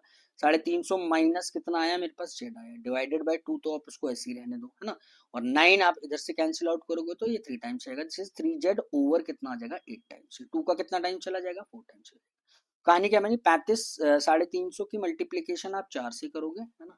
और देखो 4z माइनस का उधर जाएंगे तो 4 और 3 कितना हो जाएगा 7z, है ना। 7 का कितना टाइम्स हो गया 50, तो z की वैल्यू किसके इक्वल आ जाएगी मेरे पास 5 और 20, यानी 200 के इक्वल आ जाएगी z की वैल्यू। क्लियर है, यहाँ पे कहानी समाप्त हो गई। 9 दूनी 18, 1800 तो मेरे पास ये आ जाएगा, है ना। और आप 1800 2700 में सब्ट्रैक्ट कर दो, दिस इज 900, ठीक है। दिस इज 200, तो ये पोर्शन किसके इक्वल आ जाएगा 400 के इक्वल आ जाएगा, ठीक है। तो मैं बोल सकता हूँ भाई इसमें थोड़ा सा अपने को काम करना था, डाटा निकालने में समस्या थी मेरे को। पिछले क्वेश्चन में डाटा तो कुछ निकालने वाला था ही नहीं ऐसा कुछ खास, है ना। हर क्वेश्चन कनेक्ट करके इजीली हम लोग वहां पे निकाल पा रहे थे, बट यहाँ पर डाटा निकालने में भी थोड़ा सा अपने को एफर्ट लगाना पड़ा, ठीक है। आई होप क्लियर हुआ होगा, है ना। चलिए तो बस अब ध्यान रखना टेबल का आप स्क्रीनशॉट ले सकते हो, ठीक है। चलो तो नेक्स्ट आ जाओ, क्या बोल रहे हैं, for branch R 75% of the clerk are females and 60% of the PO are females, ठीक है। Find the number of male employees in company R, तो सिंपल है मेरे भाई, है ना। ब्रांच आर में जितने भी आपके पास क्लर्क हैं और जितने भी आपके पास पीओ हैं, वो बोल रहा है 75% इसमें से आपके पास फीमेल्स है, तो मुझे पता चल गया ना 25% जो होंगे क्लर्क वो मेरे पास क्या होंगे, मेल्स होंगे। ऐसे ही मेरे पास इसमें जो पीओ है जो फीमेल्स है वो 60% है, तो ऑब्वियस सी बात है बची हुई जो होंगे वो मेरे पास मेल्स होगा, पीओ का 40%। तो क्लर्क और पीओ का डाटा आपको यहाँ पर देखना है बस, ठीक है। पीओ यहाँ तो है 1800 और क्लर्क जो है मेरे पास दिस इज 900, ठीक है। तो पीओ है 1800, क्लर्क मेरे पास कितना आ रहा है 900, ठीक है मेरे भाई। 900 का 1/4 करना है, तो दिस इज 225, तो ये आ गया। और 18 चौक 72 यानी 720 ये आ जाएगा मेरे पास। दिस इज 5 4 और 945 इज योर करेक्ट आंसर, ठीक है। बस मेहनत वहां पे आपने कर लिया, यहाँ पर आपको सिर्फ और सिर्फ नंबर्स लेने हैं, है ना। बट ये ध्यान रखना है कि भाई कहीं किसका क्लर्क और पीओ का डाटा इंटरचेंज ना हो जाए बस, ठीक है। चलो तो नेक्स्ट आ जाओ। अब देखो in new branch T only clerk employees, ठीक है। क्लर्क एम्प्लॉयज है ब्रांच टी में। In branch T, 40% clerk from each branch P, Q, R, and S transferred to branch T. Now find the corresponding angle represent the number of employees in branch Q if all the employees of 5 branches are drawn in a pie chart. ठीक है, अब आप समझना, देखो T में जो मेरे पास employees होंगे, समझना है टी में जो भी एम्प्लॉयज होंगे, है ना, वो सिर्फ क्लर्क होंगे, है ना। तो पी क्यू और आर और एस के जितने भी क्लर्क्स होंगे, यहां से वो डाटा जा रहा है 40% इधर चला जा रहा है, ठीक है। इसका भी आपके पास 40% इधर चला जा रहा है ना। इसके भी आपके पास 40% इधर चला जा रहा है और इसका भी मेरे पास 40% इधर चला जा रहा है। तो मैं बोल सकता हूँ ना कि टीम में जो भी मेरे पास क्लर्क्स होंगे टोटल एम्प्लॉयज, वो क्या होगा, टोटल जितने भी क्लर्क हैं, है ना, इसका अगर आप 40% निकाल दोगे तो वो मेरे पास टीम में क्लर्क निकल कर आ जाएंगे। सेकेंड चीज और देखो भाई, एक ब्रांच से सारे से ब्रांच से डाटा ट्रांसफर होके टी पे जा रहा है, तो क्या मैं बोल सकता हूँ कि भाई P Q R arrow T सबका जो टोटल डाटा होगा वो तो मेरे पास 6000 होगा ना भाई, उसमें तो कोई चेंज नहीं आने वाला ना। ये तो कहानी क्लियर होती है ना भाई। चेंज कैसे आएगा भाई, मैं अगर टी को नहीं लेता तो चेंज आता, अब टी में तो मैं ले रहा हूँ ना भाई। ये जो भी आपने यहाँ से डाटा कम किया था वो सारा टी में शिफ्ट हो गया। अब पांचों के पांचों कंपनीज को आप क्या कर रहे हो, पाई चार्ट में ड्रॉ कर रहे हो, तो इसका मतलब क्या है कि टोटल तो मेरे पास 6000 था, उसमें तो कोई दिक्कत नहीं आने वाली है। अब पी क्यू आर और एस में टोटल जितने भी क्लर्क थे, यानी टी में क्लर्क अगर मैं निकाल रहा हूं तो वो 40% आप निकाल दो टोटल डाटा का, वो आपके पास टी में क्लर्क हो जाएंगे। क्लियर है ये वाली कहानी। तो अब आप देखो पहले टोटल क्लर्क आपके पास कितने दिए मेरे भाई। ये तो मेरे पास कितना आएगा, 9 9 18 18 18 4 18 4 22 और 4 18 4 22 और 4 26, है ना। 9 4 13 13 और 9 22 और 4 26 26 50 आ गए, ये क्लर्क आ जाएंगे मेरे पास। क्लियर। अब इस 26 50 का, है ना, 26 50 दिस इज 2650, इसका आपको कितना परसेंट निकालना है 40%, है ना। अब फ्रैक्शन आप देखोगे 6000 से मल्टीप्लाई बाय किसके करूंगा मैं, मल्टीप्लाई बाय 360, क्योंकि मुझे इसको किस में कन्वर्ट करना है भाई, डिग्री में मुझे कन्वर्ट करना है। ये कहानी क्लियर होती है। वे ऑफ कैलकुलेशन आपका है, आप जैसे मर्जी इसको डील कर सकते हो, ठीक है। अब देखो ये तो हटाई दो सबसे पहले आप, है ना। ये वाला पोर्शन अगर देखो इसका 2/5 मुझे निकालना है, तो 5 का कितना टाइम्स लूंगा, 5 का 5 टाइम्स, 5 का 3 टाइम्स और 0 530 का डबल करूंगा तो दिस इज 1060, तो ये पोर्शन आ जाएगा इसका 40%। अब यहाँ से आप देखोगे, है ना, 1060 से फिर मेरे पास 6000 है। बस कैलकुलेशन आप अपने हिसाब से कर लेना, कोई दिक्कत नहीं है। बस मैं इसलिए बार बार कर रहा हूँ नंबर्स मेरे इधर उधर ना हो जाए, है ना, या मुझे उसमें समस्या ना आए, आपके जीरोस का कोई पंगा ना होना चाहिए मेरे भाई। 12 पंजे 60 और 12 12 तिया कितना हो जाएगा मेरे पास, 12 पंजे 60 12 तिया कितना हो जाएगा 36। 5 का अगर मैं करूंगा तो 5 दूनी 10 तो ये देता है, फिर 5 कम 5, ठीक है, फिर 5 दूनी 10, इसका आपको 3 टाइम्स करना पड़ेगा, जैसे 63.3 इंटू 2 कितना आ जाएगा 63.6 degree is your correct answer. ठीक है। तो इंपॉर्टेंट इस क्वेश्चन में क्या था कि एक तो डाटा ट्रांसफर जो भी था ना, आपको ओवरऑल का 40% निकाल दो, हर एक में से 40 40 है, और मेरे पास टोटल एम्प्लॉइज ना चेंज नहीं होने वाले, वो 6000 ही रहेंगे। क्यों? क्योंकि मैं टी को भी तो ले रहा हूँ ना भाई, जो भी डाटा यहाँ से कम हुआ वो टी पे आपका चला। क्लियर है? तो ये थोड़ा सा पॉइंट का आपको यहाँ पर ध्यान रखना था। क्लियर है मेरे भाई? चलो तो नेक्स्ट आ जाओ, नेक्स्ट क्या बोल रहा है। For branch R, each clerk worked an average of 8 hours in a day, while PO worked for Y minus 4 hours a day. If total working hour for all employees is 25200, find the value of 5. Again, that is a very straight question, है ना? एक ना एक question आपका average से मिलेगा। तो भाई सबसे पहले ब्रांच आर में पीओ और क्लर्क देखो आप, है ना? अगेन मैं बोल रहा हूँ, या तो आप एलिगेशन से कर लो, या फिर आप उसको नॉर्मल एवरेज से, जैसे हम लोग वेटेड से करते हैं वैसे कर लो, जैसे भी नंबर आपको कंफर्टेबल लगता है उस हिसाब से कर सकते हो। ठीक है, अब आप इधर आओ, प्योर क्लर्क का आप देखो, सबसे पहले आर की बात हो रही है, यानी 1800 और 900 आपको दिया हुआ है। ठीक है, तो ये वाला पोर्शन आ गया 1800, है ना? ये आ गया मेरे पास 900। 1800 वाला जो पोर्शन था उसमें जो है मेरे पास ईच पीओ वर्क एट इतना, वो मुझे नहीं पता। क्लर्क का जो वर्किंग था वो मेरे पास 8 आवर्स था। This is equal to 25200। Cancel out, दो जीरोस कैंसिल आउट कर दो भाई, 18x आ गया, है ना? 9 अट्ठे 72, 252 में से 72 चला गया तो 180 बचा। 18x की वैल्यू 180, x मेरे पास आ गया 10। ठीक है, तो y माइनस 4 को रिप्रेजेंट कर रहा था, इसका मतलब y की वैल्यू किसके इक्वल आ जाएगी? 14 के इक्वल आ जाएगी। Okay, I hope this is clear. So answer this question, option number A is your correct answer. ठीक है, देखो क्वेश्चन में बहुत ज्यादा डिफिकल्टी होनी भी नहीं चाहिए भाई, एग्जाम पॉइंट ऑफ व्यू से ही आपके क्वेश्चन, लेकिन आपने जेड निकालने में भी तो मेहनत की है ना। आप देखोगे ना, जेड निकालने में सारे सारी कहानी जेड की थी, जेड निकालने में सारी इक्वेशंस हम लोगों ने सॉल्व की। ठीक है, चलो तो नेक्स्ट आ जाओ, नेक्स्ट क्वेश्चन क्या बोल रहा है। The total number of clerk in branch Q and S together is what percent of total PO in branch S. Total clerk देखो क्यू और एस में, और पीओ देखोगे एस में। क्लर्क देखो भाई क्यू और एस में, क्यू में और एस में मुझे क्लर्क देखने हैं। ये 450 है, ये पोर्शन कितना आ गया, क्यू और एस का है ना, ये 850 आ गया। ठीक है, total number of PO branch S यानी 200। ठीक है, क्यू और एस के तो क्लर्क थे 450, 400, 850 का 200 से मुझे परसेंटेज लेना है। बहुत नॉर्मल है भाई, 850 का 200 से आप परसेंटेज लोगे, इसका आधा ही तो करना है मुझे, और कुछ भी नहीं करना है ना। कैंसिल आउट, अगर मैं इसका आधा करूंगा, है ना, ये कितना आ जाएगा मेरे पास? 850 का अगर आप आधा करोगे, 2 का 4 टाइम्स जाएगा, है ना? 2 का फिर कितना टाइम जाएगा? 2 का 425% इज योर करेक्ट आंसर। ठीक है, तो अच्छा कितना परसेंट, व्हाट परसेंट मोर है ना? हाँ तो ठीक है, अगर 425 है, इसमें से आप 100 सब्ट्रैक्ट कर दो, दिस इज 325% आपके पास निकल कर आ जाएगा। Answer of this question option number B is your correct answer. ठीक है मेरे भाई, ठीक है।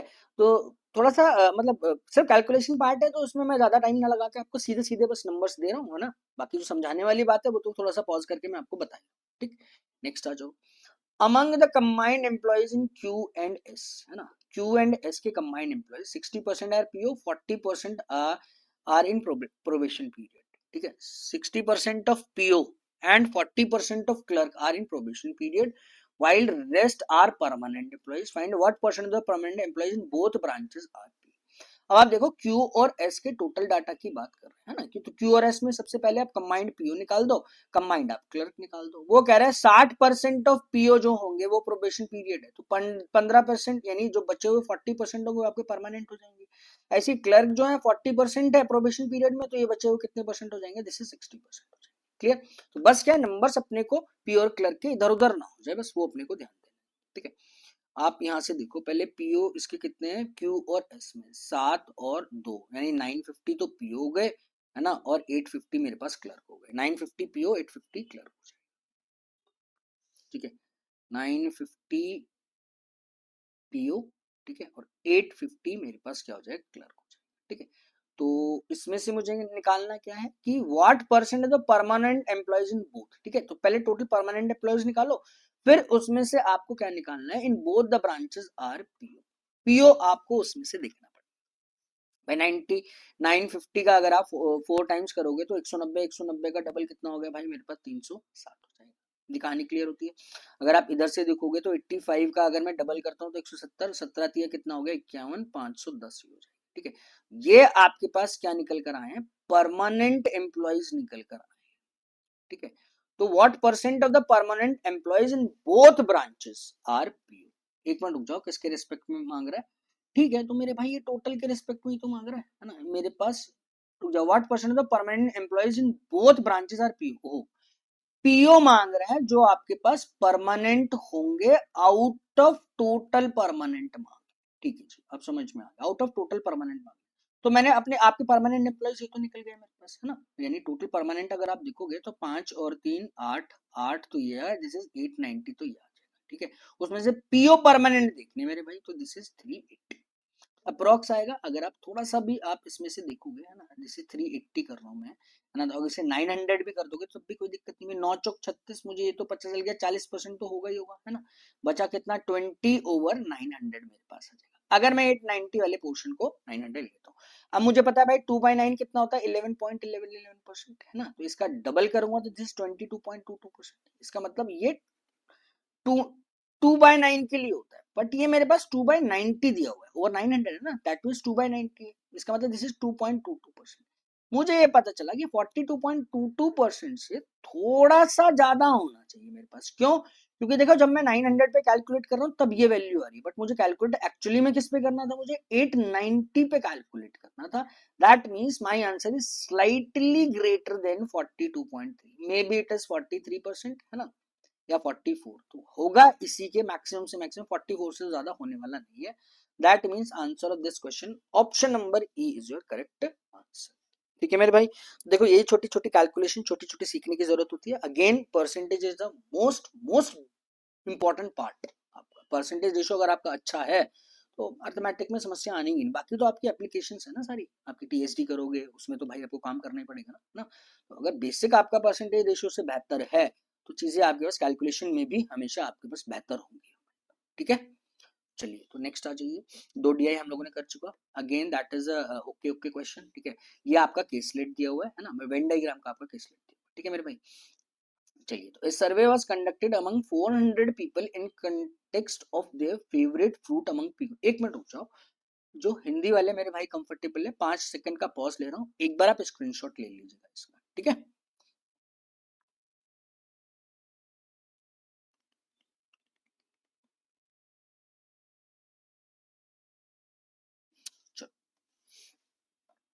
there are 400 people in context of favorite food, each person like at least one fruit, है ना। तो सिंपल है, 3 फ्रूट है, 3 वेरिएबल का वेन डायग्राम मुझे यहाँ पर दिया। ठीक है, तो भाई जो जो चीज निकलती जा रही है हाथ के हाथ हम लोग निकाल लेंगे। ये मैंने बना दिया, ये मुझे पता चल गया 3 वेरिएबल का है, पी क्यू एंड आर। ठीक है, अब कौन कौन से फ्रूट है वो अपने को देखना।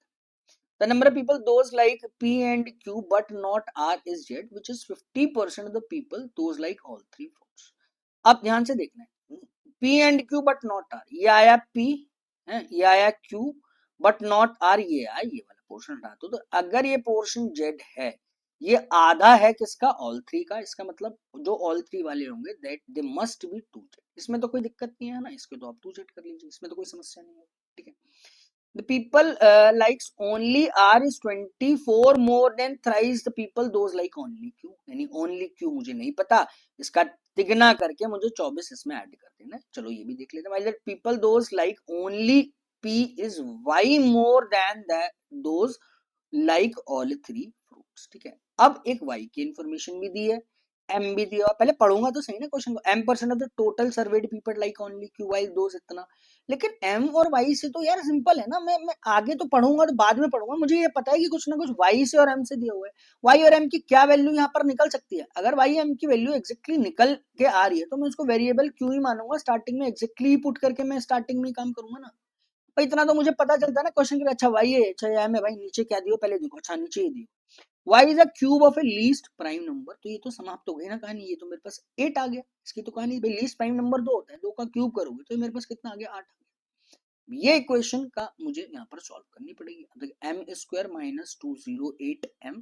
ठीक है, y की वैल्यू मेरे पास कितना था? 64, दिस इज 100 मल्टीप्लाई, y की वैल्यू 8 है, इसका स्क्वायर किया 64 ओपन 4, कितना आ गया? 1600 इक्वल टू 0। ठीक है, अगर इस इक्वेशन के अगर आप फैक्टर करो तो बहुत आसान है। 1600 मुझे चाहिए 208, तो सिंपल है, भाई 200 इंटू 8 में करूंगा तो ये कहानी क्लियर है। m की वैल्यू या तो 200 आएगी या m की वैल्यू मेरे पास कितनी निकल कर आ जाएगी, 8 निकल कर आ जाएगी। अब देखो ये वाला कॉन्सेप्ट तो मैं हमेशा आपके ना रेंडमली रखता ही रखता हूँ। दो रूट मैंने आपको दिए हैं, उसमें से एक को मुझे कटवाना है, कैसे कटाओ खुद सोचो। m%, 200% टोटल सर्वे, भाई कोई भी जो रीजन आएगा इसमें से, है ना, वो 400 का मैक्सिमम 400 ही तो हो सकता है, उससे ज्यादा तो नहीं हो सकता। भाई 400 का 200% के निकालूंगा तो वो तो 800 आएंगे ना। तो 800 बंदे कैसे लाइक कर सकते हैं कोई भी रीजन को, समझ रहे हो। इसका मतलब क्या हुआ, ये क्लियर हुआ ना कि 200 मैंने क्यों कैंसिल आउट किया, 200 तो मुझे कैंसिल आउट कर देना है, बचा होगा मेरे पास कितना, 8 बचा होगा मेरे पास, ठीक है। तो कहानी क्या थी, y की भी समस्या खत्म और m की भी समस्या खत्म। तो सीधा सीधा डायरेक्टली डाटा लिखो ना, m% of the total survey people like only Q, only Q निकल कर आ गया ना भाई, y को तो आप 8 पुट करोगे, m% यानी 8% आपको लेना है 400 का, 4 अट्टे कितना हुआ 32, ओनली क्यू वाला पोर्शन कितना आ गया 32। अब ओनली क्यू का ओनली आर से दिया हुआ था, क्या रिलेशन था, 24 ज्यादा करना है ओनली क्यू वालों का थ्राइस करके। तो ओनली क्यू वालों का थ्राइस करके 24 ज्यादा कर दो तो वो ओनली आर आ जाएगा। 32 का 3 गुना करूंगा तो 96 देगा, 96 प्लस 24 कितना आ जाएगा, this is equal to 120। Simple सी बात होगी, है ना। तो ओनली आर मेरे पास भाई 120 आ गया। अब ओनली पी वाला पोर्शन वाई ज्यादा दिया हुआ था, वाई ओनली पी पे तो से only P is y more than, मतलब 8 ज्यादा मैं कर दूंगा ऑल थ्री फ्रूट से। तो भाई ये वाला portion this is 2z plus 8 आ गया, इसमें तो कोई दिक्कत नहीं है। क्लियर है, यहाँ तक तो सारे रीजन आ गए। थोड़ा सा स्मार्ट वर्क या थोड़ा सा स्मार्ट वर्क नहीं है, that is simple interconnection of the statement. कौन सी स्टेटमेंट पहले मैं यूज करूं, मैं इसको तो x मान के इसका ट्रिपल करके वो तो नहीं करूंगा ना, पहले देख तो नहीं यार कि क्या y और m की वैल्यू एग्जैक्ट निकाल पा रहा हूँ, निकाल पा रहा हूँ तो एग्जैक्ट नंबर्स आ गए मेरे पास, कोई दिक्कत ही नहीं है ना। वेरिएबल a की चला आ रहा है मेरे पास, this is equal to z।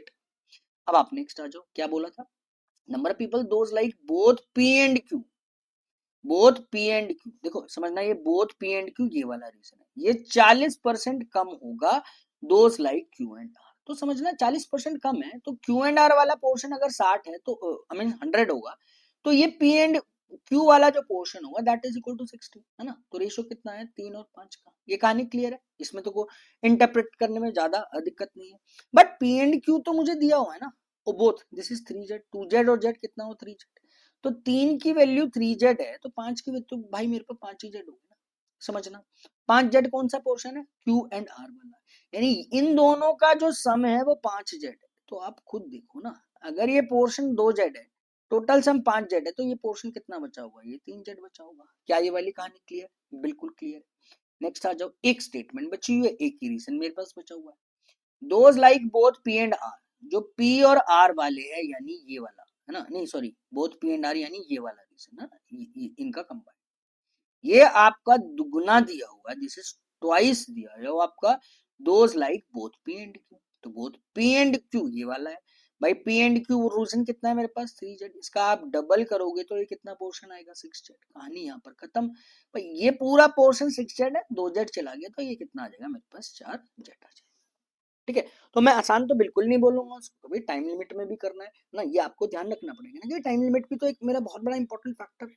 But क्या है कि थोड़ा सा अगर आप इंटरकनेक्शन स्टेटमेंट ये पहले कर लेते तो समस्या का समाधान बहुत ज्यादा हो जाता है। एक ये रेशियो वाले पार्ट पे थोड़ा सा ध्यान देना था, तो ये वो वाला 4, ये टोटल सम 3z है, इसका डबल करूंगा तो यानी 6z निकल कर आएगा। अब ये कॉमन रीजन तो 2z है, तो बचा हुआ ये वाला रीजन 4z ही होगा, क्लियर।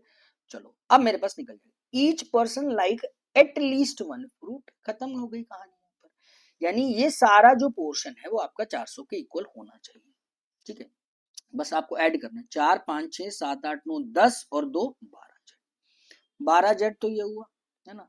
प्लस अगर मैं करता हूं तो ये कितना आ जाएगा 40, 40 plus 120, this is equal to किसके इक्वल आ जाएगा 400। 400 में से भाई 160 घटा देना, तो 12z की जो वैल्यू आ गई वो 240 आ गई, z की वैल्यू किसकी इक्वल आ जाएगी 20 की इक्वल आ जाएगी, ठीक है मेरे भाई। तो सारे रीजन आप लिख दो आराम से, है ना। z जैसे ही निकला तो सारे रीजन निकल जाएंगे, देखो z 2z 3z 4z, तो सबसे पहले z 2z 3z और 4z, ठीक है।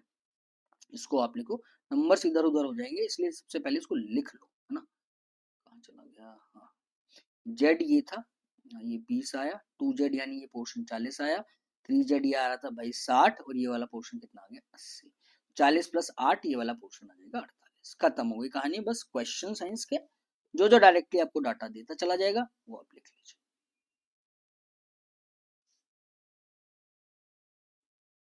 ठीक है, क्लियर। चलिए नेक्स्ट आ जाइए। इसका स्क्रीनशॉट ले लीजिएगा, है ना, जब भी आप सॉल्व करें वो स्क्रीनशॉट लेना, ताकि जब हम सॉल्व करोगे तो मोबाइल में आपको देख ही लेंगे, है ना। चलो, find the total number people those like exactly one fruit. अब एग्जैक्टली वन फ्रूट वाला आपको डाटा देखना है मेरे भाई। एग्जैक्टली वन फ्रूट कौन सा हो गया, ये वाला 48, 32 एंड 120। तो ये कितना है मेरे पास, ये तो कितना, 4 5 7, और ये तो आ गया 80 और 120, ठीक है ना। 120 प्लस ये वाला रीजन, ये वाला रीजन और ये वाला रीजन, तीनों को बस ऐड कर रहा हूँ, ये एग्जैक्टली वन आपका शो करता है। 4 3 8 और ये तो आ गया, अब 80, 80 और 120 कितना होता है, 200 होता है, ठीक है। 200 is your correct answer. Clear, next आप आ जाओ। People those like only R is how much percent more than those like P and R but not Q। People those like only R वाला तो पोर्शन 120 था। those like both P and Q, P and R but not Q, P and R, only R तो ये हो गया 120, P and R यानी इसको common but not Q, that means ये 80 वाले रीजन की वो आपसे बात कर रहे हैं। तो 120 80 सिंपल है भाई, कैलकुलेशन भी कुछ बहुत ज्यादा खास नहीं है इसकी। 40/80 यानी 50% ये मेरे से ज्यादा होना चाहिए ये वाला पोर्शन, ठीक है। चलिए नेक्स्ट आओ, नेक्स्ट क्या बोल रहे हैं, find the difference between the number of people those like all three fruits and those like only Q. All three और ओनली क्यू का गैप चाहिए। ऑल थ्री कौन सा आएगा, 40, ओनली क्यू कितना है, 32, 40 और 32, ऑल थ्री 40, ओनली क्यू 32, 40 32 का गैप आप देखोगे 8 मेरे पास निकल कर आ जाएगा, ठीक है। इसमें तो कोई ऐसे समझाने वाली बात ही नहीं है। 40 और 32 का गैप आप देखोगे तो this portion is equal to 8 is your correct answer, ठीक है। नेक्स्ट आप आओ भाई। Find the number people those like more than one fruit but not like all three fruits। है? अच्छा, एक से ज्यादा यानी एक से ज्यादा तो दो वाले होंगे, है ना। और वो कह रहा है नॉट ऑल थ्री फ्रूट्स यानी तीन वाले भी कैंसिल आउट कर दूं, तो एक्चुअली में ये मांग क्या रहा था, समझ रहे हो भाई। एक से ज्यादा वाले तो दो और तीन भी होंगे, बट उसने बोल दिया जो तीन वाले नहीं लाइक करते, इसका मतलब जो एग्जैक्टली दो फ्रूट्स लाइक करते होंगे वो वाला रीजन आपको देख, एग्जैक्टली दो वाला डाटा मुझसे वो मांग रहा है, तो एग्जैक्टली दो वाला आप देख लीजिए। एग्जैक्टली टू वाला कौन सा है, 80, है ना, क्लियर है ना। एक बार और थोड़े दूसरे कलर से कर देता हूँ ताकि विजिबल हो जाए। एग्जैक्टली टू 80, 60 एंड 20, ठीक है। 8 से 14 15 16 यानी 160 इज योर करेक्ट आंसर, ठीक है मेरे भाई। तो 160 आपके पास आंसर निकल कर आना चाहिए। 160 ऑप्शन में नहीं दिया हुआ, answer this question option number E is your correct answer, ठीक है मेरे भाई। तो आप देखोगे ऑलमोस्ट हमने 80% आपके अर्थमेटिक कर लिए हैं, है ना। और डीआईओ के सेट जितने भी 3 सेट बनते हैं आपके एग्जाम की अगर बात करें तो तीनों के तीनों सेट हम लोगों ने कवर कर लिए, ठीक है। अब भाई देखो यार, इसमें मैं क्या ही बताऊंगा, है ना, इसमें कुछ ऐसा पॉइंट होगा बताने वाला तो बताऊंगा, है ना, अदरवाइज वैसे कुछ ऐसी खास है नहीं उसके अंदर। भाई 784 ऑफ 330 अप्रोक्सीमेट वैल्यू चाहिए। भाई 330 के आसपास मुझे पता है 324 का स्क्वायर होता है, अंडर रूट ऑफ 324, इसको मैं 18 लिख दूंगा भाई, है ना। 18 मल्टीप्लाई मैं करूंगा 780, मुझे पता है अंडर रूट 784 यानी 28 का स्क्वायर होता है मेरे भाई। छोटे 64 30 तक तो स्क्वायर आप याद कर लो, 28 की मल्टीप्लाई 18 से करनी है, प्लस क्या आ जाएगा मेरे पास, ये 18 into 12 divide by 6, 18 into 12 divided by 6, ये मेरे पास x की वैल्यू है जो भी नॉर्मल है। 6 का y कितना टाइम्स आ गया, 2 टाइम्स आ गया। 18 कॉमन ले लो, अगर 18 कॉमन ले लोगे तो ये कितना बचेगा, 28 प्लस 2 मेरे पास यानी 30 इंटू 18, 30 इंटू 18, 18 3 54, है ना। सॉल्व करने का आपका तरीका है, चाहो तो भैया इसको इससे मल्टीप्लाई कर दो, 18 दूनी 36 कर दो, उसमें ऐड कर दो, बट ये 18 कॉमन ले लिया, 18 ये तो नॉर्मल है, कॉमन वाली बात भी नहीं है ना। 18 का 28 गुना, 18 का 2 गुना, तो ये 18 का 30 ही तो गुना है मेरे भाई। इट्स बेटर कि आप उसको ऐसे ऐसे सॉल्व करो rather than 28 into 18 plus 36 add करोगे, है ना। तो ये अगर समझने वाली बात है तो भाई ये भी समझा दी मैंने। जैसे आप अगर शॉर्टकट बोल रहे हो, पता नहीं क्या बोलते हो आप, वो है तो वो है, वैसे ऐसे कुछ है नहीं, ये सब देखने का नजरिया होता है। कई बार मुझे नहीं दिखता, सिंपल है ना, मैं भी तो ऐसे ही करूंगा, मैं को कोई कोई बहुत ट्रिक नहीं आती मुझे, मैं भी तो जैसे मर्जी कर लूंगा, यानी 20 माइनस 2 करके कर लूंगा 28 को 18 से, बट मोटिव क्या है, एम क्या है, जल्दी करना है, जैसे मर्जी करो बस, ठीक है। चलो तो नेक्स्ट आ जाओ। अब अंडर रूट ऑफ एक्स दिया हुआ है इसने, है ना, मल्टीप्लाई बाय 12 लिखूंगा, इसमें तो कोई दिक्कत नहीं। अब देखो इसे 40% ही लोगे, इसे 500 लोगे तो 500 का 500 का 40% आपको निकालना है, 4 पंजे 20 यानी 200 होता है ना, 200 तो ये आ गया मेरे पास। 629 या 630 आप ले लो, 630 यानी 12 under root of x equal to 630 में से 200 चला गया 430 है ना। तो अपने को ही पता है ना 12 का मल्टीपल चाहिए एग्जैक्ट। 12 से अगर मैं करूंगा तो कितना आ जाएगा मेरे पास, 12 12 12 छिक नहीं 12 12 3 36, 36 है ना, तो 7 बचेगा 72, मतलब इसे 432 कर लो तो क्या ही पंगा पड़ेगा।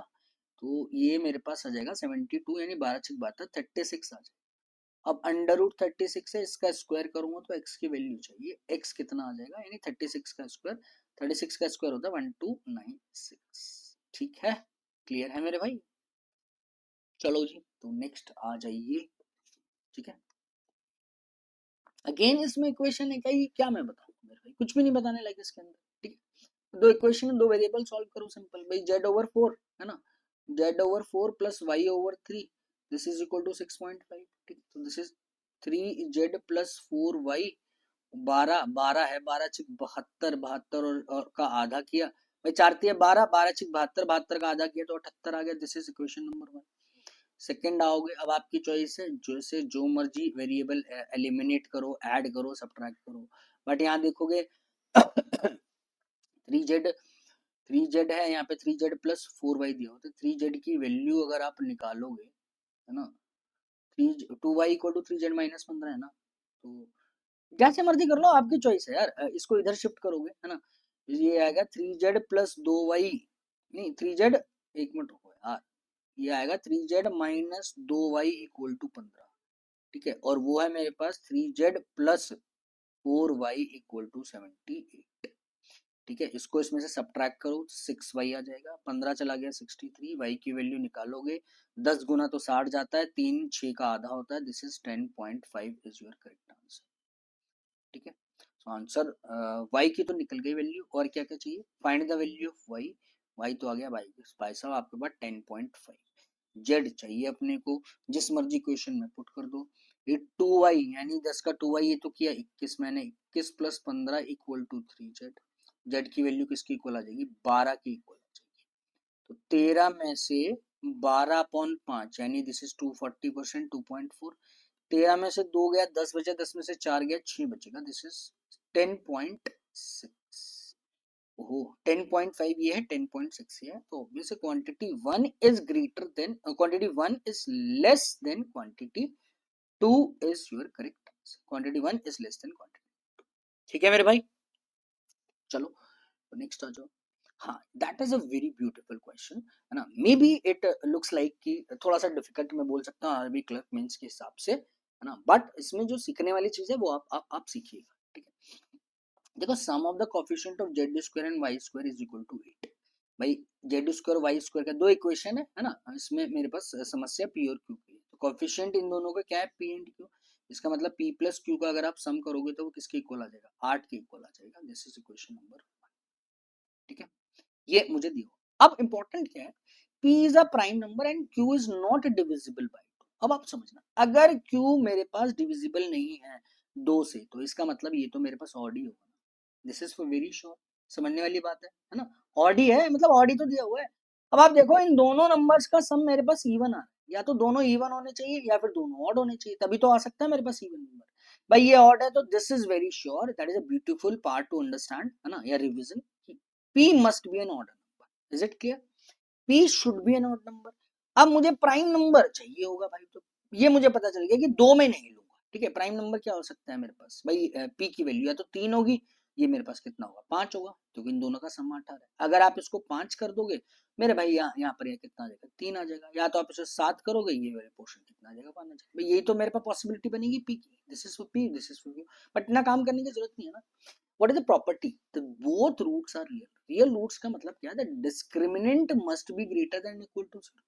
भाई हमने वो वाले केस तो आपको पढ़ना ही नहीं है, कॉम्प्लेक्स नंबर, मुझे वो वाला केस करना ही नहीं है, जब डिस्क्रिमिनेंट अगर अगर 0 आ रहा है तो आयोटा यानी अंडर रूट 10 थोड़ी निकाल सकते हैं माइनस का हम लोग ना, दिस इज व्हाट आयोटा, ये होता है 10 आयोटा है ना। ठीक है, तो वो अपने को करना ही नहीं है, अपने को तो ये पता है discriminant should be greater than equal to 0। समस्या क्या है, पी की समस्या है ना, अगर P निकल गया तो Q निकल जाएगा, या तो P से चेक करो या Q से चेक करो, भाई एक ही तो है। The discriminant must be greater than equal to 0, यानी b square minus 4ac should be greater than और इक्वल टू 0। तो can I say what is the value of b if I took this relation for equation 1, b square यानी 10 का square किया मेरे पास भाई 100 आएगा, 4 times of p multiply by 8, ये आ जाएगा मेरे पास। तो 100 माइनस 32p, ठीक है। अब देखो 100 में से 32p, ये वाला पोर्शन पॉजिटिव चाहिए आपको, तो भाई 32 तिया कितना होता है, 96 होता है ना। अगर 32 का आप 4 गुना कर दोगे तो 100 से क्रॉस चला जाएगा ना, इसका मतलब ये पोर्शन नेगेटिव आ जाएगा। इसका मतलब p की a की वैल्यू पॉसिबल बनती है, या तो p की वैल्यू p होगी या उससे ज्यादा होगी, है ना। ये पॉसिबिलिटी मतलब p की वैल्यू या तो मेरे पास 1 होगी या 2 होगी या 3 होगी, इससे ज्यादा मेरे पास पॉसिबल वैल्यू नहीं आएगी, 4 में नहीं ले सकता। समझ रहे हो मेरी बात। बट p की तो एक ही वैल्यू है ना, या तो 3 आएगा या 5 आएगा या 7 आएगा। दैट मीन्स p की जो वैल्यू निकल कर आएगी दिस इज इक्वल टू 3, और q की जो वैल्यू निकल कर आ जाएगी आपको this is equal to 5। Is it clear, ठीक है।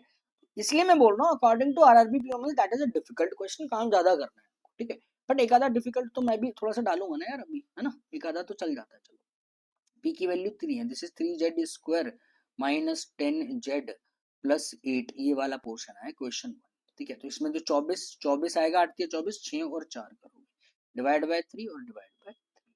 पहली इक्वेशन के जो रूट है z की जो वैल्यू आ गई this is 2 and 4 by 3, clear.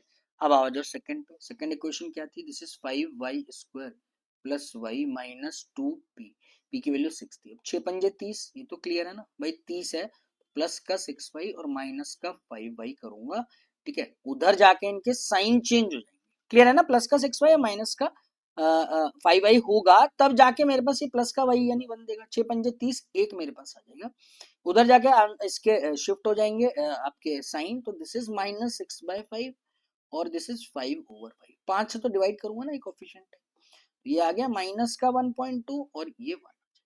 अब देखो दो की तो कोई बात नहीं है, दो तो इन दोनों से बड़ा ही है ना, 4/3 ये था और दिस इज इक्वल टू 1, तो 1 है ना, तो ये तो बड़ा ही है, 4/3, ये तो नेगेटिव का तो कोई अपना पंगा है नहीं। That means z is greater than is equal to y, z is greater than y is your correct answer. I hope ये आपको क्लियर हुआ होगा, ठीक है मेरे भाई, कोई समस्या नहीं है इसको लेके, ठीक है। चलिए तो नेक्स्ट आ जाओ, नेक्स्ट क्या दिया हुआ है आपको, नंबर सीरीज है। नंबर सीरीज में भी क्या ही बताऊंगा मैं ना, पैटर्न आपको थोड़ा सा रिवाइज करना है। अगर आप देखोगे तो यहाँ पे पैटर्न आप देखो, दिस इज 122, ठीक है, अगला 130 है ना, 121, 175, 160 और 376। गैप देखो भाई, उसके अलावा कुछ नहीं है मेरे पास, है ना। अच्छा ये ध्यान ध्यान रखना, ये इंक्रीज हो रहा है फिर डिक्रीज फिर इंक्रीज डिक्रीज, यानी प्लस का 8, ठीक है। ये कितना आ रहा है मेरे पास, माइनस का तो 9 आ रहा है, ठीक है। और फिर 175 और 175 और 121 का गैप देखो 4, ये कितना आ रहा है मेरे पास, ये आ रहा है 54, ठीक है। आप देखो यहीं से पता चल रहा है ना, अगर देखो ये मुझे पक्का ये रॉन्ग टर्म है, ठीक है, समझना आप कैसे। देखो -54 है ना, अगर 64 भी होगा तब भी काम चल जाएगा, कैसे पता चला भाई, 2 का क्यूब आ रहा है फिर -3 का स्क्वायर आ रहा है, ठीक है। अगली टर्म अगर मेरे पास प्लस का 4 क्यूब होगी तो 64 आएगा, है ना। तो ये मेरे पास गैप क्या आना चाहिए, दैट नंबर मस्ट बी 185, ठीक है। ये नंबर मेरे पास 185 होना चाहिए। अगला फिर मेरे पास क्या आना चाहिए, 5 का स्क्वायर आना चाहिए। तो आप खुद देखो 185 में से 25 घटाओगे तो 160 आता है ना। भाई मुझे कैसे अंदाजा लगा, मुझे ये तो पता है 54, ठीक है भाई, 8 है, 2 का क्यूब 3 का स्क्वायर दिया हुआ है, 54 को और 64 कर दिया तो अगला सेट हो रहा है मेरे पास, खत्म हो गई कहानी, सोचने वाली बात नहीं है। अगला जो आएगा मेरे पास भाई साहब आपका 6 का आप क्यूब करेंगे, 6 का क्यूब 216, 160 में 216 आप ऐड कर दीजिए मेरे भाई साहब, तो it will gives you 376, clear. 175 is the wrong term, ठीक है। चलो तो नेक्स्ट आ जाओ, नेक्स्ट क्या है, 92 110 again you have to just ना कैलकुलेट द डिफरेंस, उससे कुछ ना कुछ पता चलेगा मेरा भाई, ठीक है। दिस इज 254, 390 और 542, गैप देखो 18 का गैप है, ठीक है। और ये कितने का गैप आ रहा है, 54 का गैप आ रहा है, और ये आप देखोगे गैप 90 का आ रहा है, पता चल रहा है? अब तो क्लियर है ना? 18 का पहला मल्टीपल, 18 का तीसरा मल्टीपल, 18 का पांचवा मल्टीपल, अगला जो होना चाहिए 18 का सातवां मल्टीपल मेरे पास होना चाहिए। 18 पंजे 90 और 36, 90 और 36 आप ऐड करोगे 126, यानी 254 में अगर मैं 126 ऐड करता हूँ तो मुझे 5 6 7 8 यानी 380 देता है मेरे भाई। ठीक है, दोबारा चेक कर लो, 6 4 10 का 0, 5 6 7 और 1 8, 2 और 1 3, 380 मुझे देता है। इसका मतलब क्या हो गया? ये जो पोर्शन है 390 इज योर रॉन्ग टर्म। 390 आपके पास रॉन्ग टर्म निकल कर आया। ठीक है मेरे भाई, तो आज का सेशन एक बार बताना कैसा लगा। बाकी जो 10 क्वेश्चन है उसमें कुछ ऐसा खास काम करना नहीं है। ठीक है, मैं बता देता हूँ क्या क्या बचा है। मैं आपको पीडीएफ दे दूंगा, उसमें से सॉल्व करने की आप कोशिश करिएगा, है ना। जिसमें से आपके पास क्या होंगे, 4 तो आपके पास स्पीड मैथ्स के क्वेश्चन होंगे, इक्वेशंस है, इक्वेशंस या नंबर सीरीज होंगी। ठीक है, 6 आपके पास अर्थमेटिक के क्वेश्चन आपके बचे होंगे। ठीक है, ठीक है, उसमें से 3 तो आपके डाटा सफिशिएंसी का है, एक आपका रेशियोज का है, एक आपका इंटरेस्ट कैलकुलेशन का है, एक मुझे ध्यान नहीं है, पता नहीं कौन सा। ठीक है, तो ज्यादा एफर्ट नहीं है, 10 के 10 क्वेश्चन जो बचे हैं आप इससे खुद से ट्राई करना। और 40 क्वेश्चन है ना, एक बार आप टाइम लिमिट में आप करके देखना मेरे भाई। ठीक है, तब जाके आप खुद से एनालाइज करना। देखो मैंने जो जो चीजें बताने वाली थी, जो भी छोटे छोटे पॉइंट कैलकुलेशन में भी आते हैं, वो भी मैंने आपको बताया। तो आई होप ये आपको क्लियर हुआ होगा। फिर भी कोई भी समस्या इस पॉइंट को लेके अगर आपकी आती है, किसी भी क्वेश्चन को लेके, तो आप प्लीज मुझे कमेंट कर सकते हो या फिर आप वीडियो सोल्यूशन देख सकते हो। और मेरे भाई अगर लग रहा है आपको ये प्रिपरेशन में आपका एड ऑन हो रहा है, तो प्लीज आप इस चैनल को सब्सक्राइब कर सकते हो या अपने फ्रेंड्स के साथ शेयर कर सकते हो, ताकि जिस इस चैनल्स के बारे में उनको आपका पता लग जाए और उनकी प्रिपरेशन में एड ऑन हो जाए। ठीक है, चलो, thank you, thanks lot for watching the video. Any kind of difficulty in quant and LR you can just mail me, और या फिर आप वीडियो पे कमेंट कर सकते हैं।